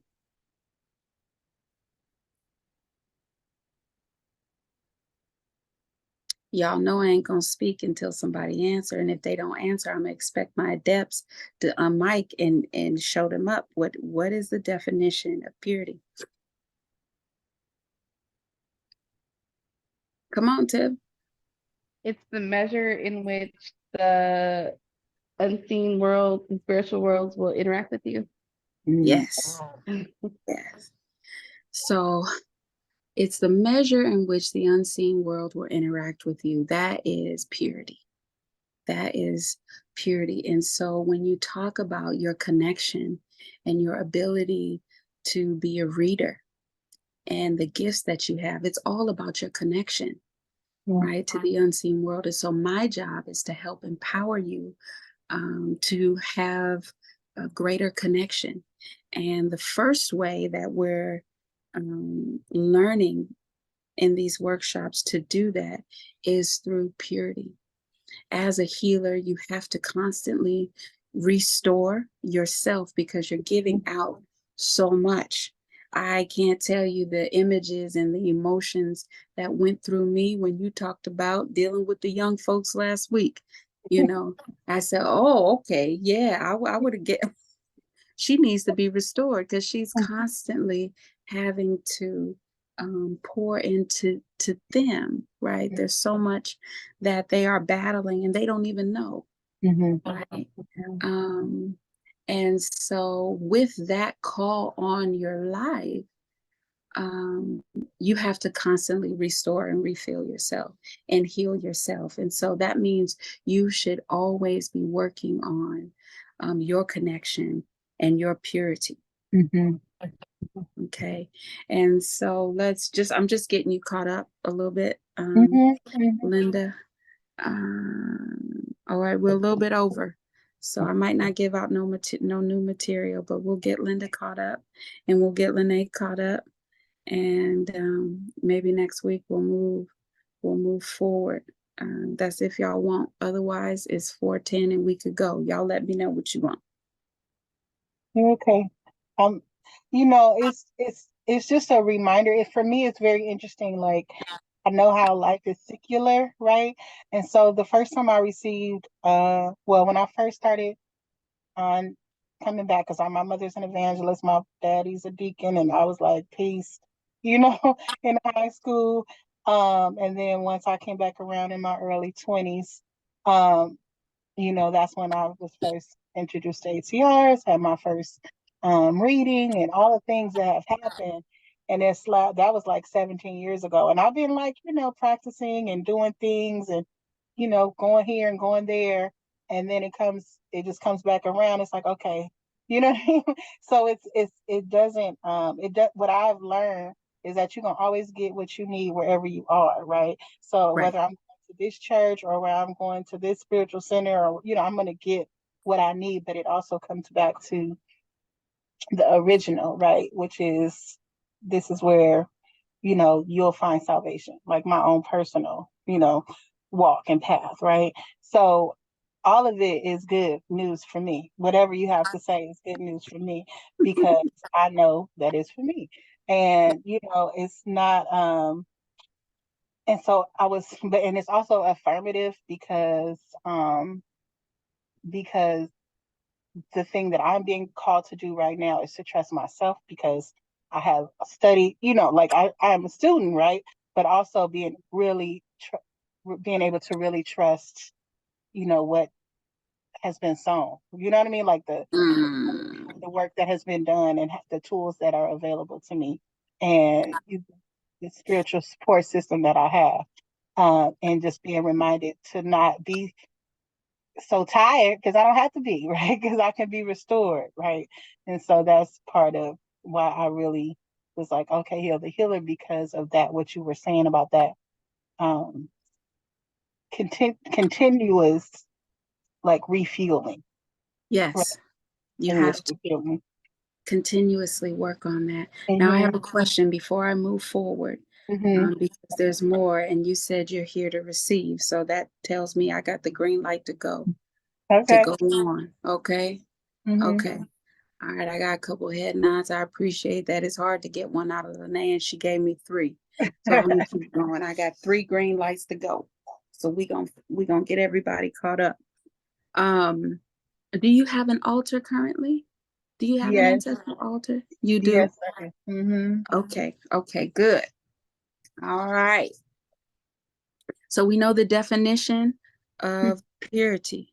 And as healers, we know that's important because that is the gauge in which we can measure our connection to the divine. Okay. With that purity, I want to bring something to your attention. And Tiffany knows this, but I'm going to get the two of you caught up. Is that we are spirits ourselves. Guys agree with that? We are spirits that are having a human experience. We're in this body right now, okay? And so being in this body, there's certain things that we have to do as humans that we wouldn't have to do if we wasn't in this body. Could y'all think of a few things as humans we got to do that we don't have to do as spirit? Eat, What was that? drink water. Yes, drink water. Did you say eat? Eat, yes. Yep, eat, drink water.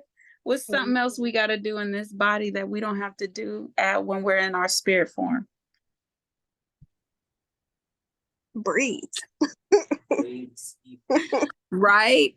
And with our breathing, we breathe and that air comes into our lungs, right? And as we breathe the air in, it cleanses and purifies our lungs. And what is that purification?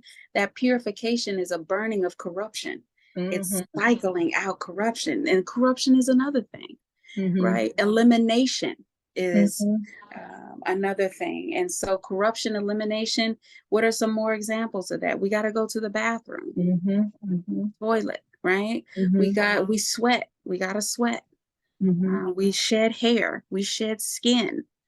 Those are all methods of that elimination or corruption that you brought up, Lene, that happens with the breathing. You got to breathe. Yeah. Is there anything else that you could think of? I have one more on my list. You guys, I have Die. 3. The physical death.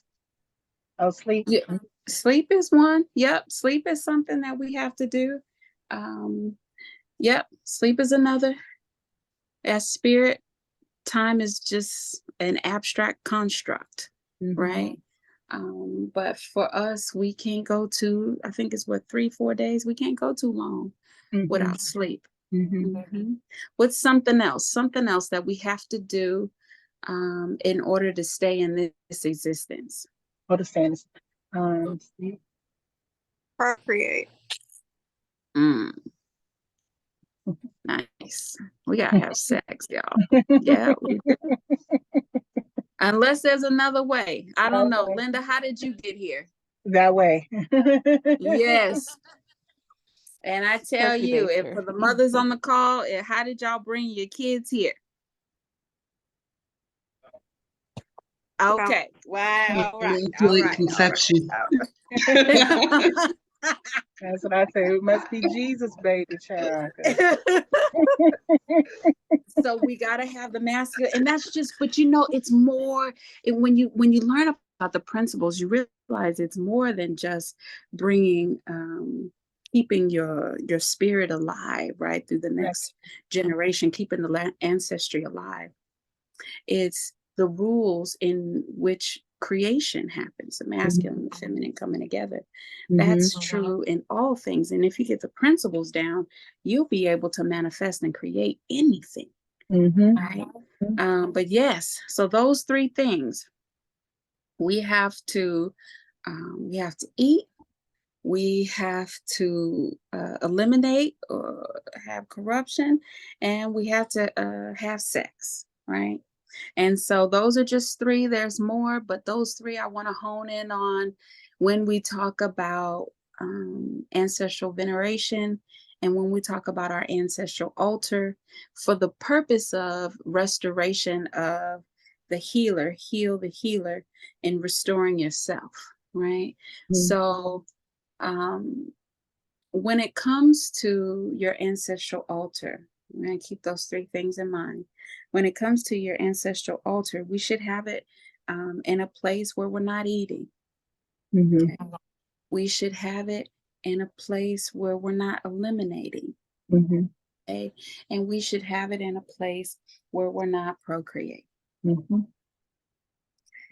So no kitchens, no bathrooms, no bedrooms where you have sex. Okay. Can you have it in the kitchen, in the bathroom, and in the bedroom where you have sex? Yes, you can. But my job as a priest is to teach you the most effective way, the way that is going to get you the highest results, the most effective results. Okay.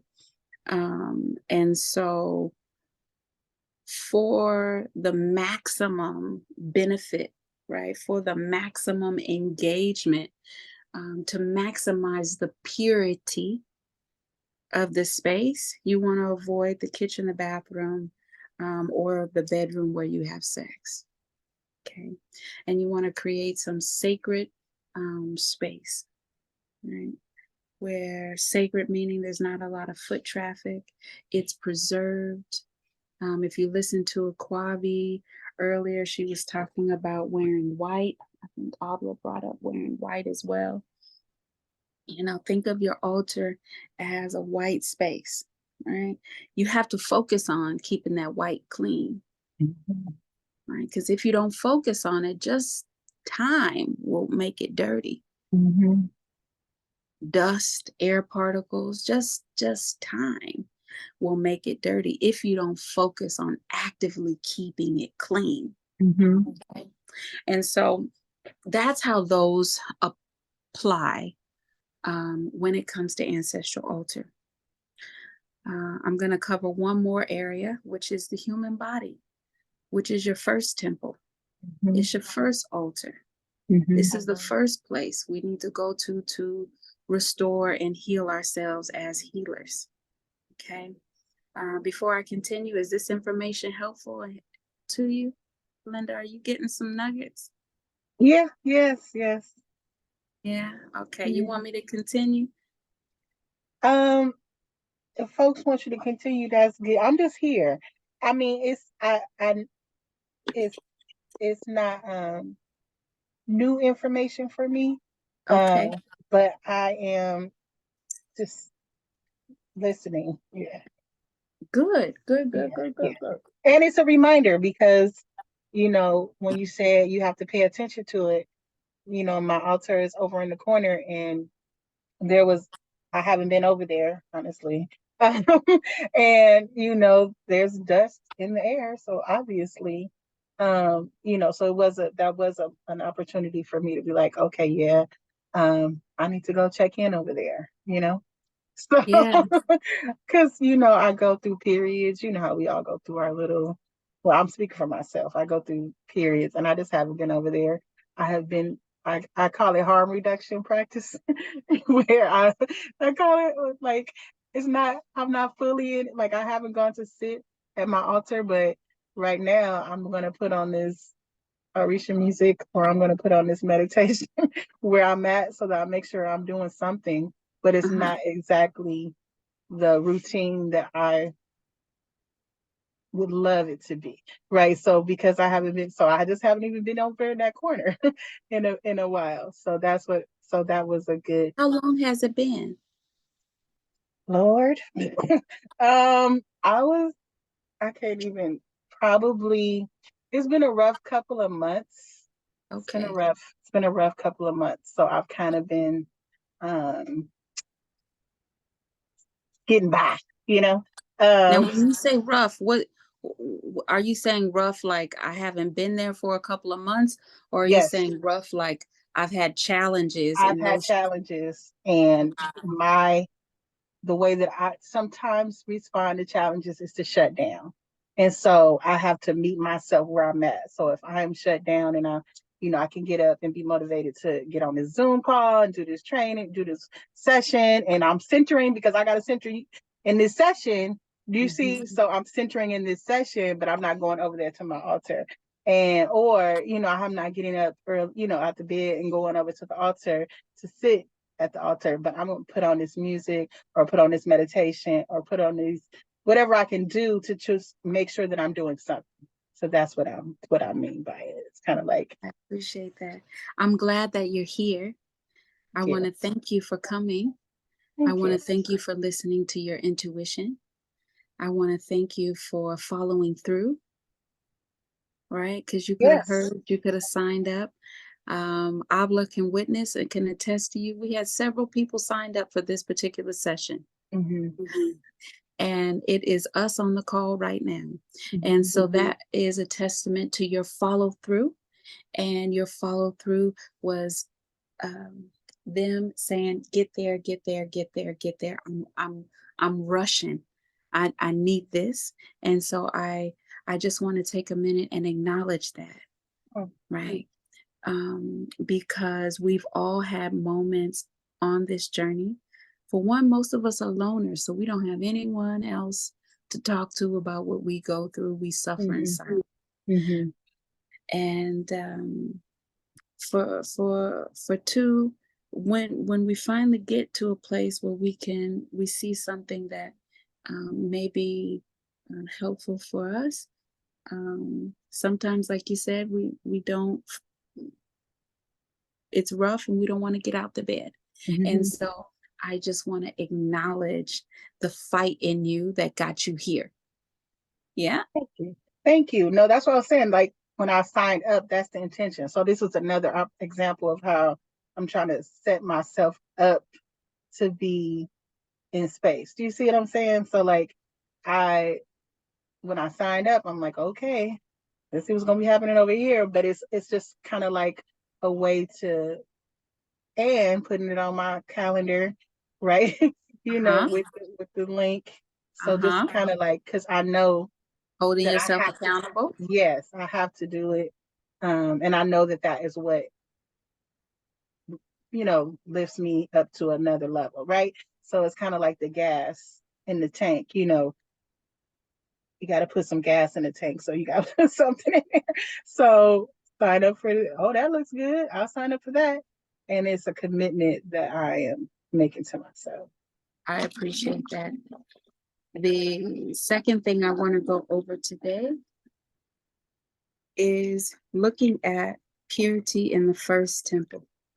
The Mhm. first temple being our bodies, being ourselves.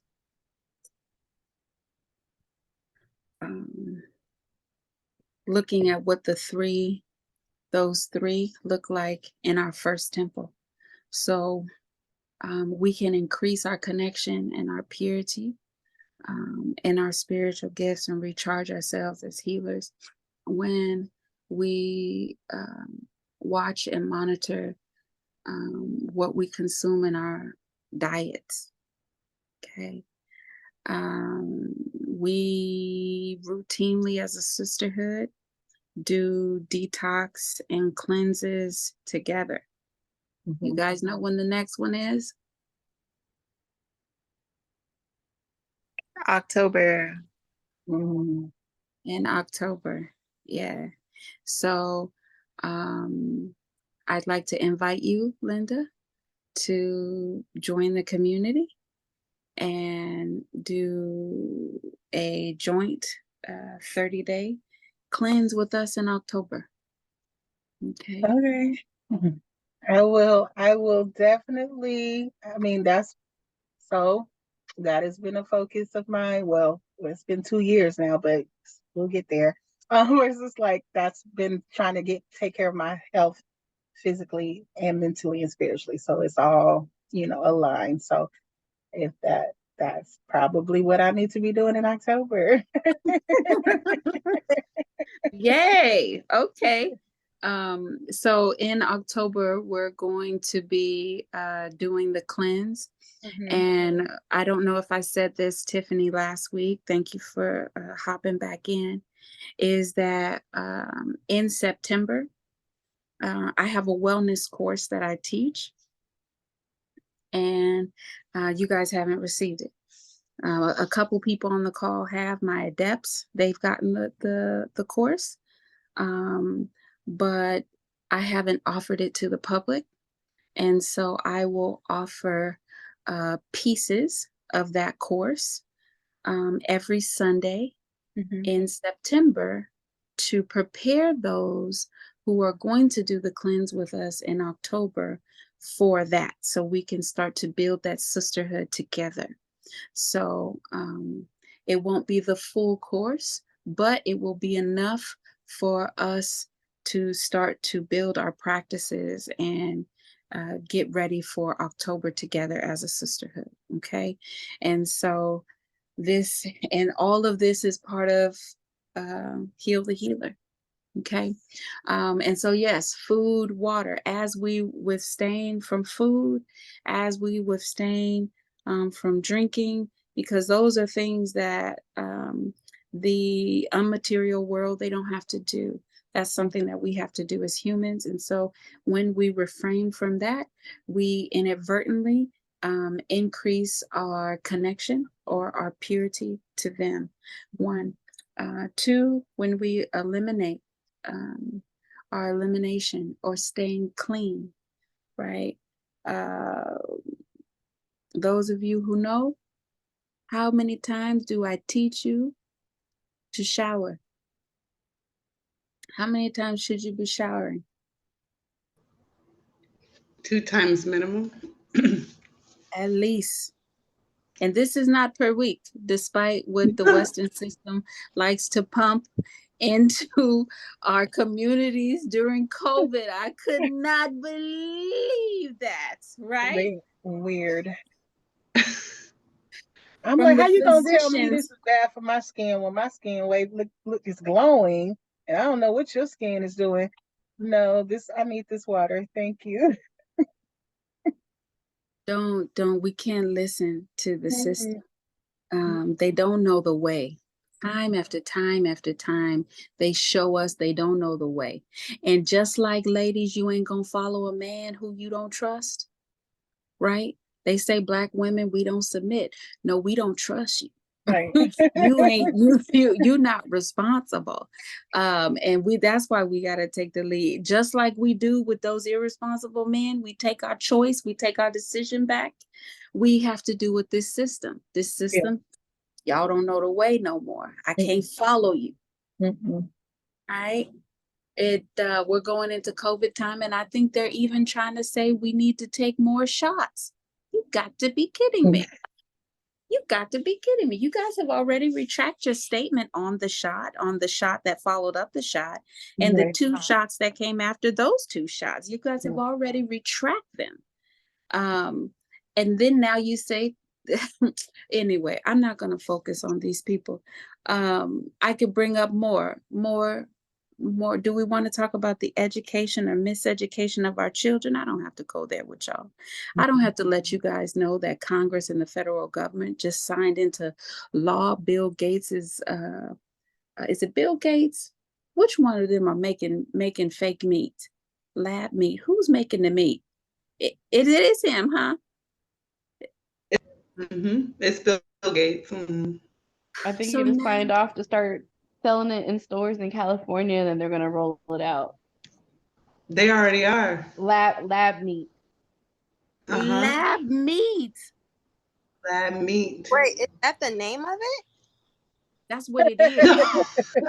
Oh, It wouldn't That's what matter. it is. Somebody who's gonna buy it. Lab It's made in chicken the that was grown in a petri dish, essentially. They're growing the chicken meat in the laboratory, and they just signed off approval for it to be sold in stores alongside the organic stuff. oh. But I don't know. I didn't see if they have to disclose whether it's lab meat or not. I didn't see that part, so I don't know. I just And thought, that part is scary. mhm. And you know who I have to, I don't want to say blame, but you know who I, and some of y'all gonna catch offense, and I don't care. Who I have to semi-blame is the vegan and vegetarian movement. And why do I say that? Me, myself, you guys know I don't eat meat. I have certain principles and spiritual boundaries where you'll never catch me eating chicken, beef, pork, most seafood, none of it, right? But it is a movement that has gone beyond staying in alignment with nature. And so you have these artificial meat products, right? That are plant-based, that are made in a lab and taste like meat and look like, smell like meat, but they're not meat. That was the first generation lab meat. Yeah, for sure. So that's why I say anytime we don't have connecting with nature as the root and the base of our intent, we can get off kilter just a little bit, just a little bit. And that slight degree change can take you far off when you fast forward. The intent of the movement is great. We're not going to harm the animals. We're not going to overproduce or slaughter. We're going to take care of nature, but we didn't stay with nature. We didn't stay with nature. We went past that. And on this journey as healers, one of the principles that we have is what? Harmony and balance. And so even within something that was meant for good, we got out of harmony and it became destructive.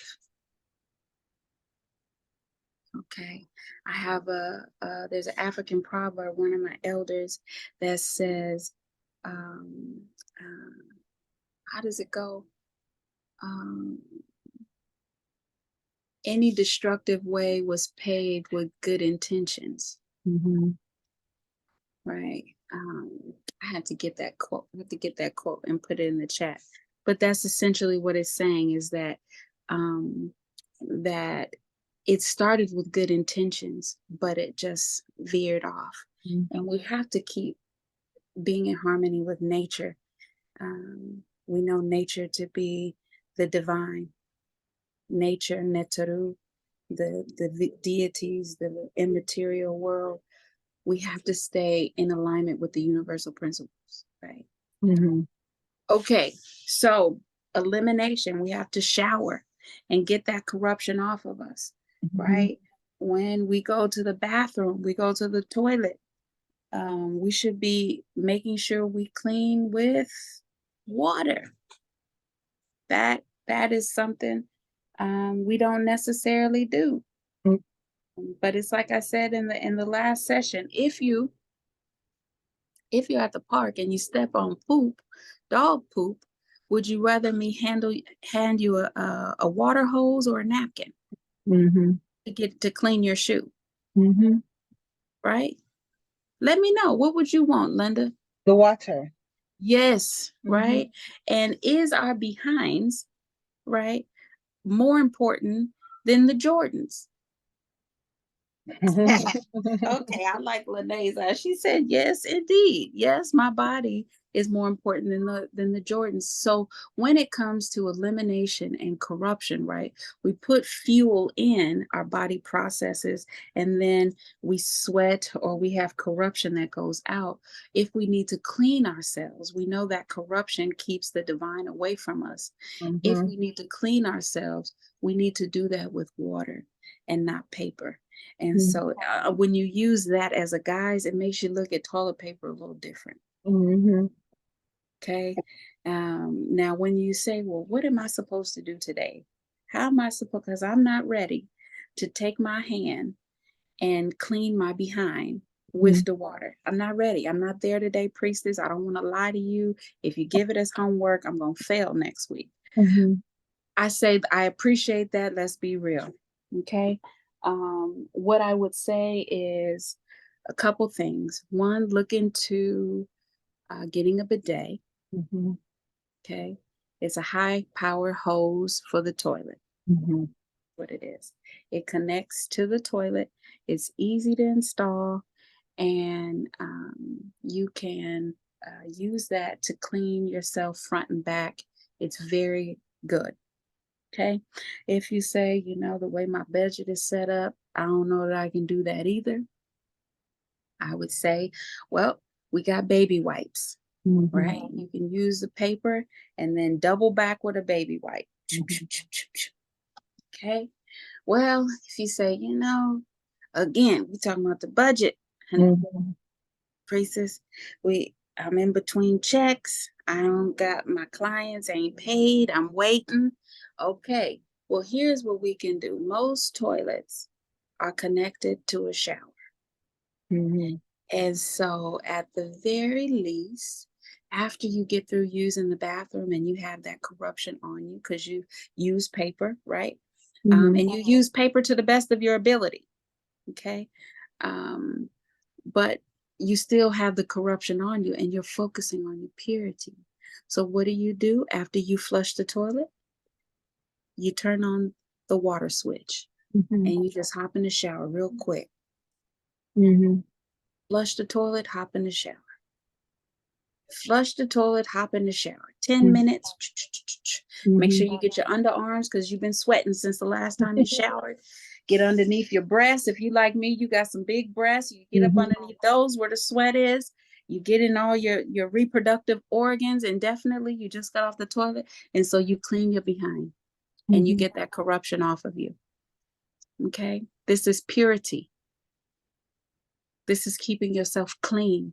You want to, and we'll talk about this next time, but there's different levels to this. The first thing we're talking about is purification, but the next thing we'll talk about is attraction. Okay. Oh, look at you, Kwame. Look at you. Look, she's like, that's what I'm waiting on. Okay, so the first thing we got to get down is the purity. Okay, we'll get the purity down. So we flush the toilet, hop in the shower. We're working on our purity. The last thing is having sex. You know, there's different schools of thought, but I'm going to teach you the way my elders taught me, according to principle and according to our traditions. And that is, if you are not trying to procreate, and there's a season for procreation, a season of your life, then you should not be overworking your sex organs. Yes, that means we don't need to be twerking on a handstand in front of Popeyes. Y'all seen it? No. We don't need to be, what was that line she said? It frustrated me so much. I'm not going to repeat it. I'm not going to repeat it, Lene. I'm not going to repeat it. Y'all know I'm going to talk about it. But we don't need to be doing any of that. This twerk culture is destroying our generation. And the thing that you guys don't realize is that I'm not talking about the younger generation. I'm not talking about y'all. I'm not talking about the kid. I'm talking about the next generation, because if you sat in on my Heal the Healer workshop in Houston, you know that one of the things that I say in the full lecture, one of the things I teach is that the woman is the first teacher. You're the first teacher. You're the first healer. And in that, no teacher can teach you beyond their limits. So if you have the women who are teaching the children, who are the mothers of the next generation, and all of them have idols of Sexy Bread and Soup Cana, they have idols of the housewives. They have, you guys see where I'm going? This is where they, basketball wives and all of those things. Y'all know I ain't had TV in a long time, but this is what I see on the internet. They can only teach the next generation they can't teach the next generation past their skill set. So our babies, you know who get them? Linda. She can attest to that. Yeah. I mean, it's happened so many times where they, the monkey bars at school, and they pretend to be a stripper. Just hang it. Just hang it. Yeah. And or they just mimic whatever they saw on on the reality shows because they're watching it with their parents. So, right. I've definitely been. Yeah. And this is if we don't beat each other to a pulp, because that's a thing I'm seeing too. Yeah.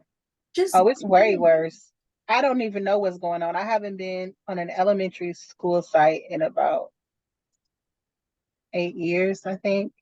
So I can't even imagine what it looks like now with like, because the reality shows now that don't even come on TV, they only go on the apps. They way worse. They like, that's what we saw, like the Holly, when I was working with house with the basketball star wives or whatever it was, that's nothing. That's like Tom and Jerry compared Compared to to what's out there now, what's right? on the internet, because that's all it's literally the only purpose of it is to fight each other. So That's crazy. We had Lakutan in one of the sessions today talk about when he just came back from Benin, right? mhm, His education just ended and he just mhm, came back like literally maybe a couple days to a week ago, right? mhm, And in that short period of time, he went to the store and he talked about how these school age kids around his age, they were playing, joking, walking across the street, and somebody took it too far. And next thing you know, one of the boys beat the other boy to a pulp in the street. And he's like, Mom, it escalated so fast. And I said, yeah, because in the imagery, there's no imagery that de-escalates anything. mhm, There is no imagery out there that shows you how to be humble, how to de-escalate. Everything is bigger and badder, and it's the next worst thing. It's mhm, escalation. I said it leads to death and destruction. mhm, And he was just like, that would never happen in Benin. You mhm, know, that is, even if someone pushed someone else, which is where it started to escalate, if the other person was offended, they would tell them, don't you push me, or you mhm, keep your hands to yourself, or no, I don't want to play no more, you are too much. Like it would mhm, just be a different response. The mhm, response would not be, who do you think you are? Now I'm going to be bigger and badder and beat you to a pulp, you know. And he's like, I just heard all while I was in the store them calling the police and tracking that young black male, and no one told that he was defending himself. And now I know they're just like, it's a black male in a hoodie, this and this and this. He said, Mom, he's about my age, he's about my height, we both had on hoodies. It was surreal. mhm, And it's a culture. It's mhm, it's the current culture. mhm, And I don't blame the women, but I know that in order to save our babies, in order to save our community, I have to work with the women because the women have the babies in the community. And so we have these Heal the Healer workshops. We have the Divine Feminine podcast. We have different groups, different groups online and in person community events where we get together, and I'm there. Why? Because my goal, my target demographic is the children. mhm, But in order to have a greater influence, I have to focus on the mothers of those children to have a greater impact. mhm, So, overusing your sex organs, right?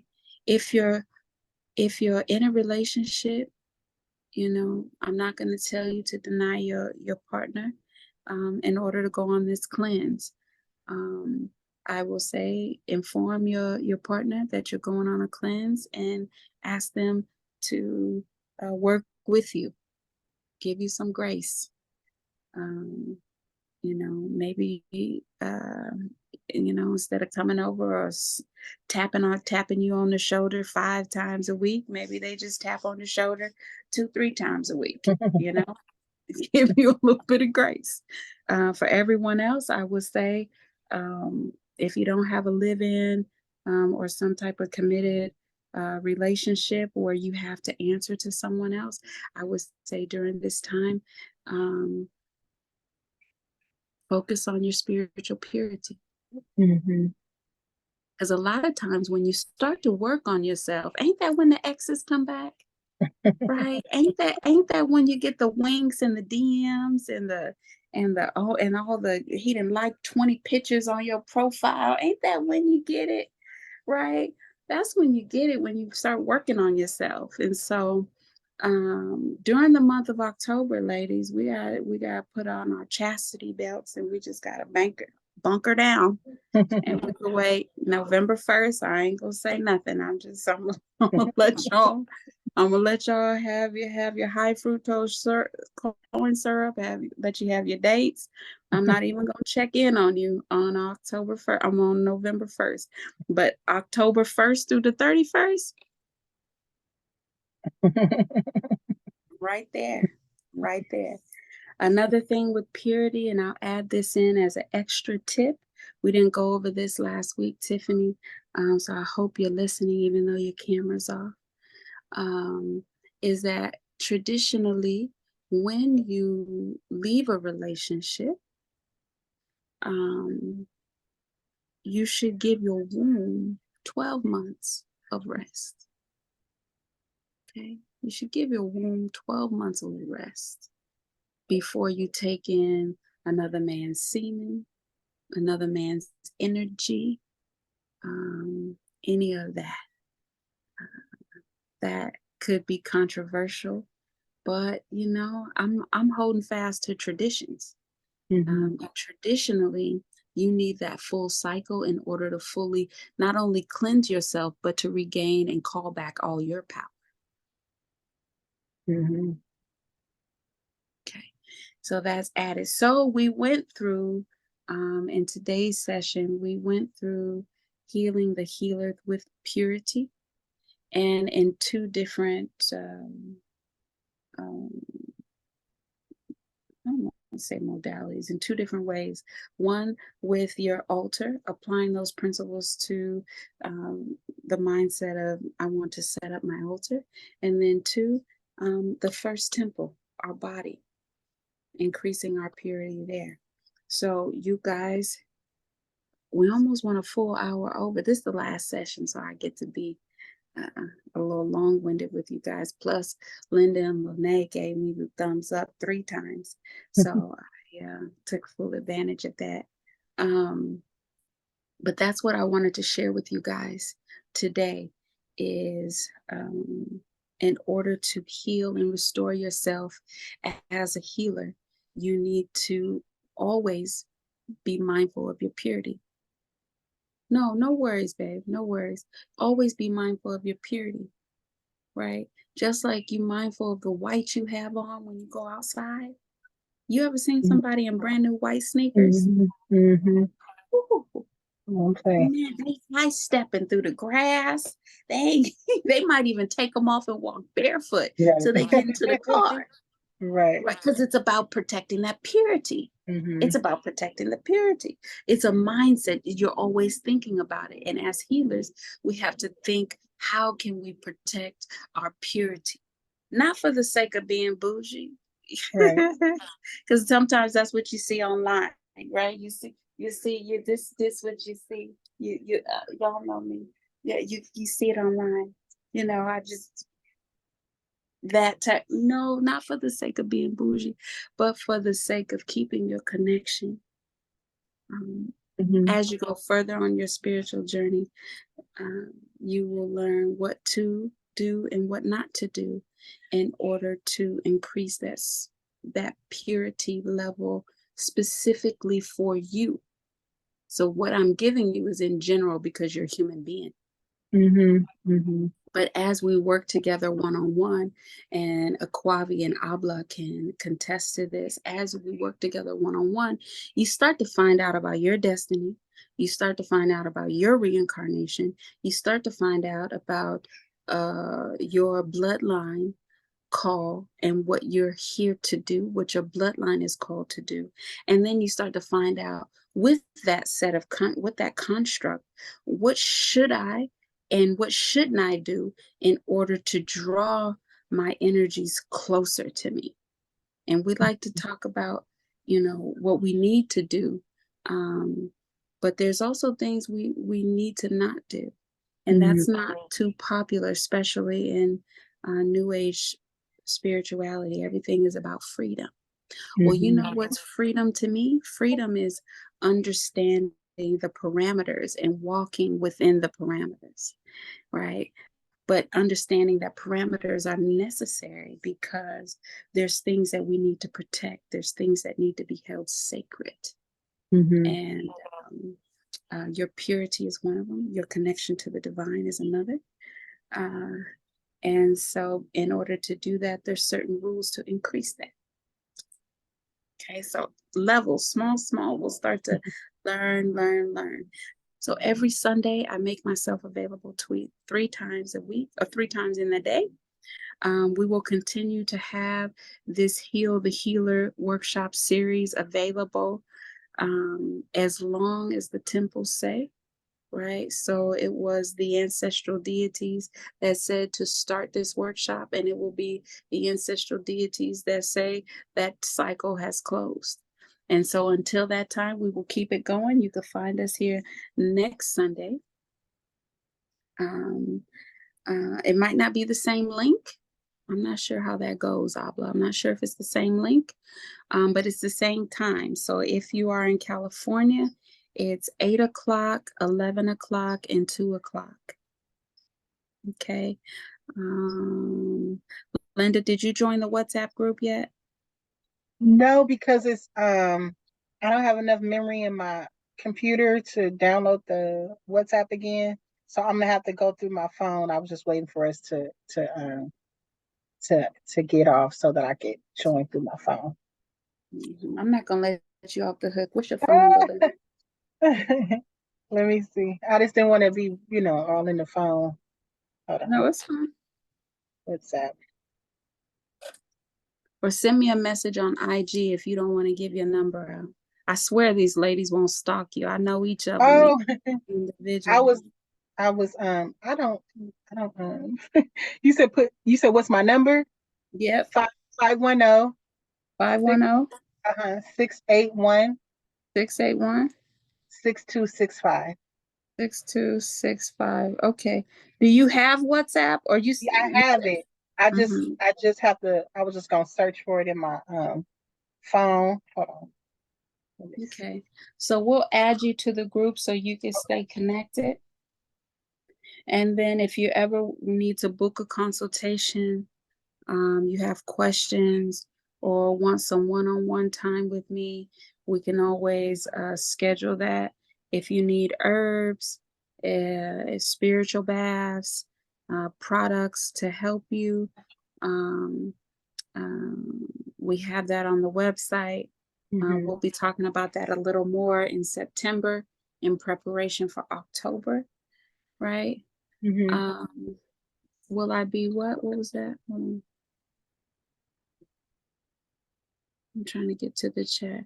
Priestess, will you be able to cover the homework from last week or save it for next week? Oh, yep. Let's go over it. Let's go over it. Tiffany, let's go over it. So Tiffany had homework. Okay, well, I'm gonna go on. I'll let y'all cover the homework. I gotta you go. don't. Okay, no worries. You're welcome to stay if you want. Thank you. I just You're have to welcome. go. I have to check on my dad. Oh, no worries. Yeah. Okay, Tiffany, let's go over the homework. What was your assignment?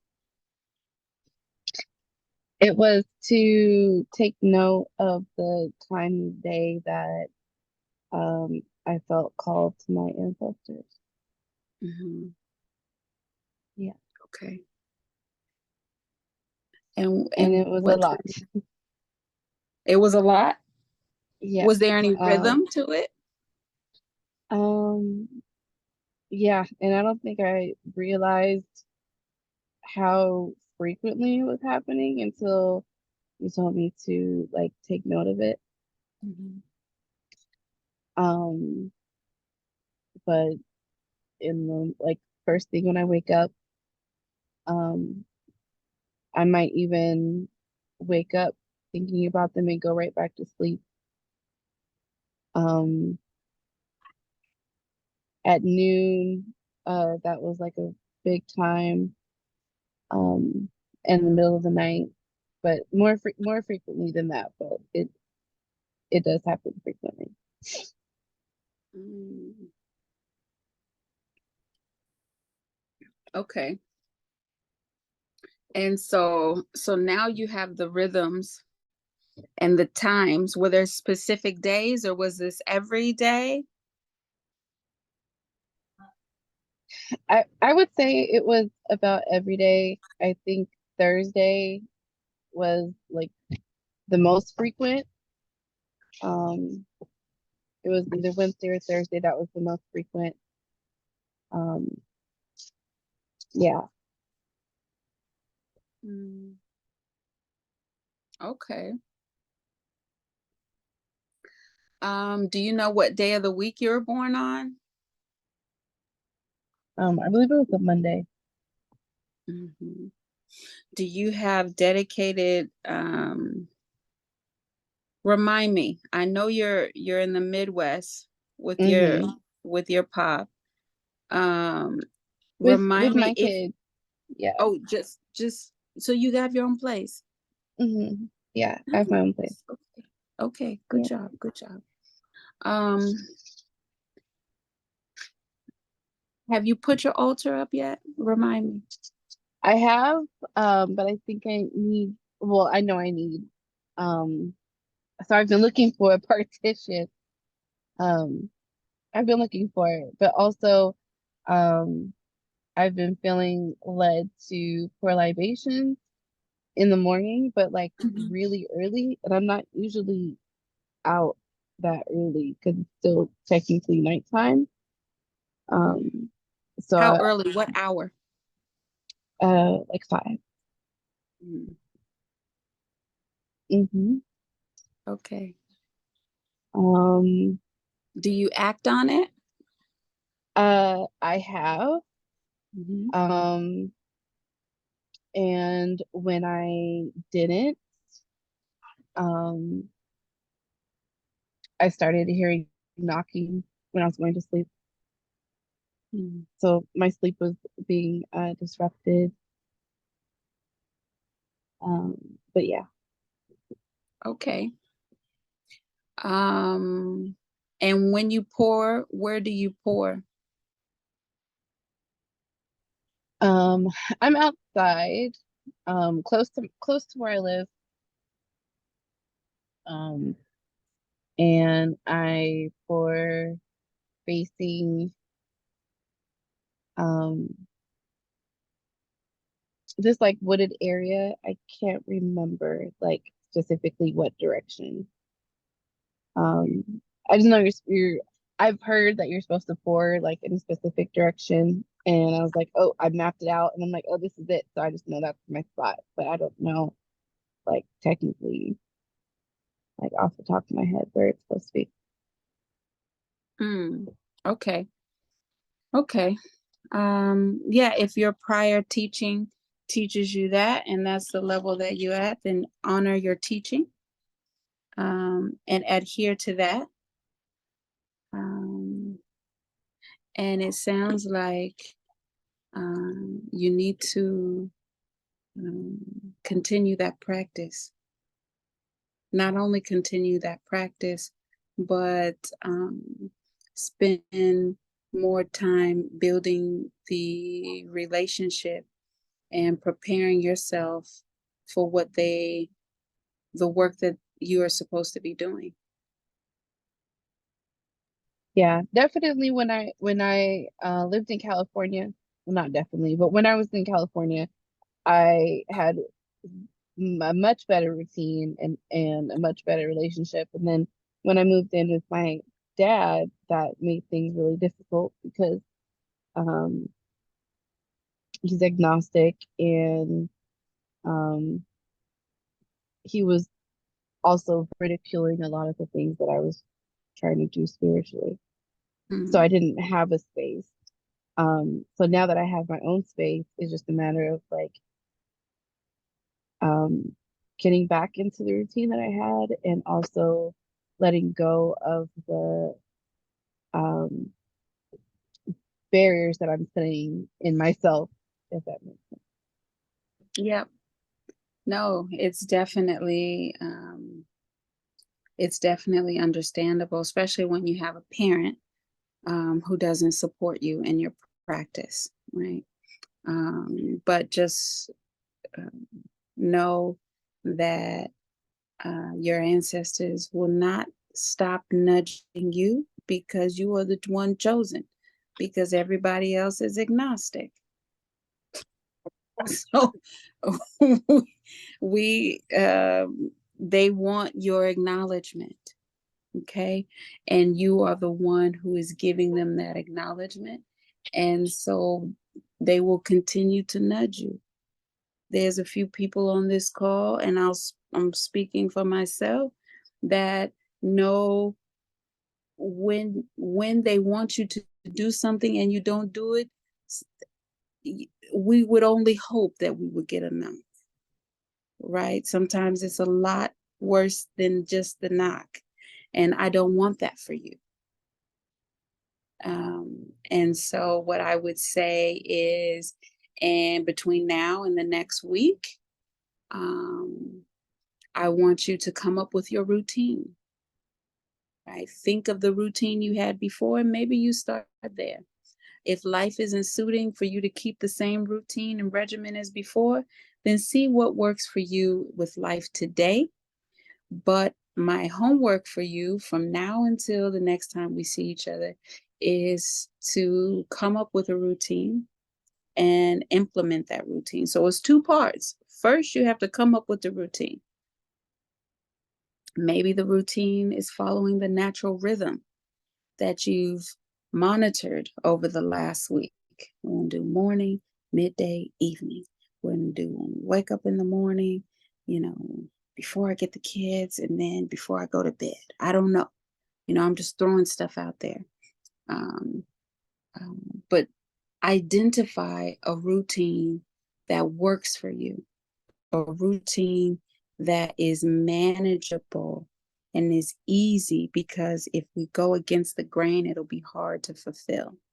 And so just start with your patterns and see, okay, I have these patterns, right? It's heavy on this day. It's heavy in this time of the day. And then start there. So number one is identifying a routine. Because after that, you need to start to implement that routine. And we're going to commit to the routine for 30 days or a period of time. I don't even want to give 30 days. We're going to commit to it. And then we'll reevaluate and see how it worked for us. Okay. Thank you. Yeah. So it's two things: identify a routine, and then two, start to implement that routine. And right now, we're doing what we're called to do, whether that's a libation, whether that's spending time meditating in the ancestral altar, whether that's journaling our dreams. Right now, there's no directive from me. It's self-driven directive. Okay. I see a thumbs up from Lene. Lene, are you taking notes? Lene, you gonna get your routine? Is that what I'm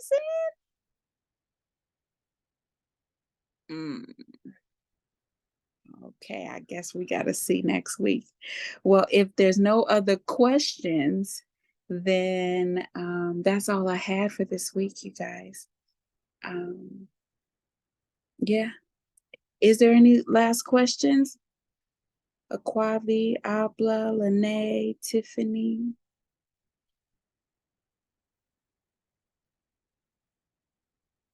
All right. Be well. Thank you. Thank you.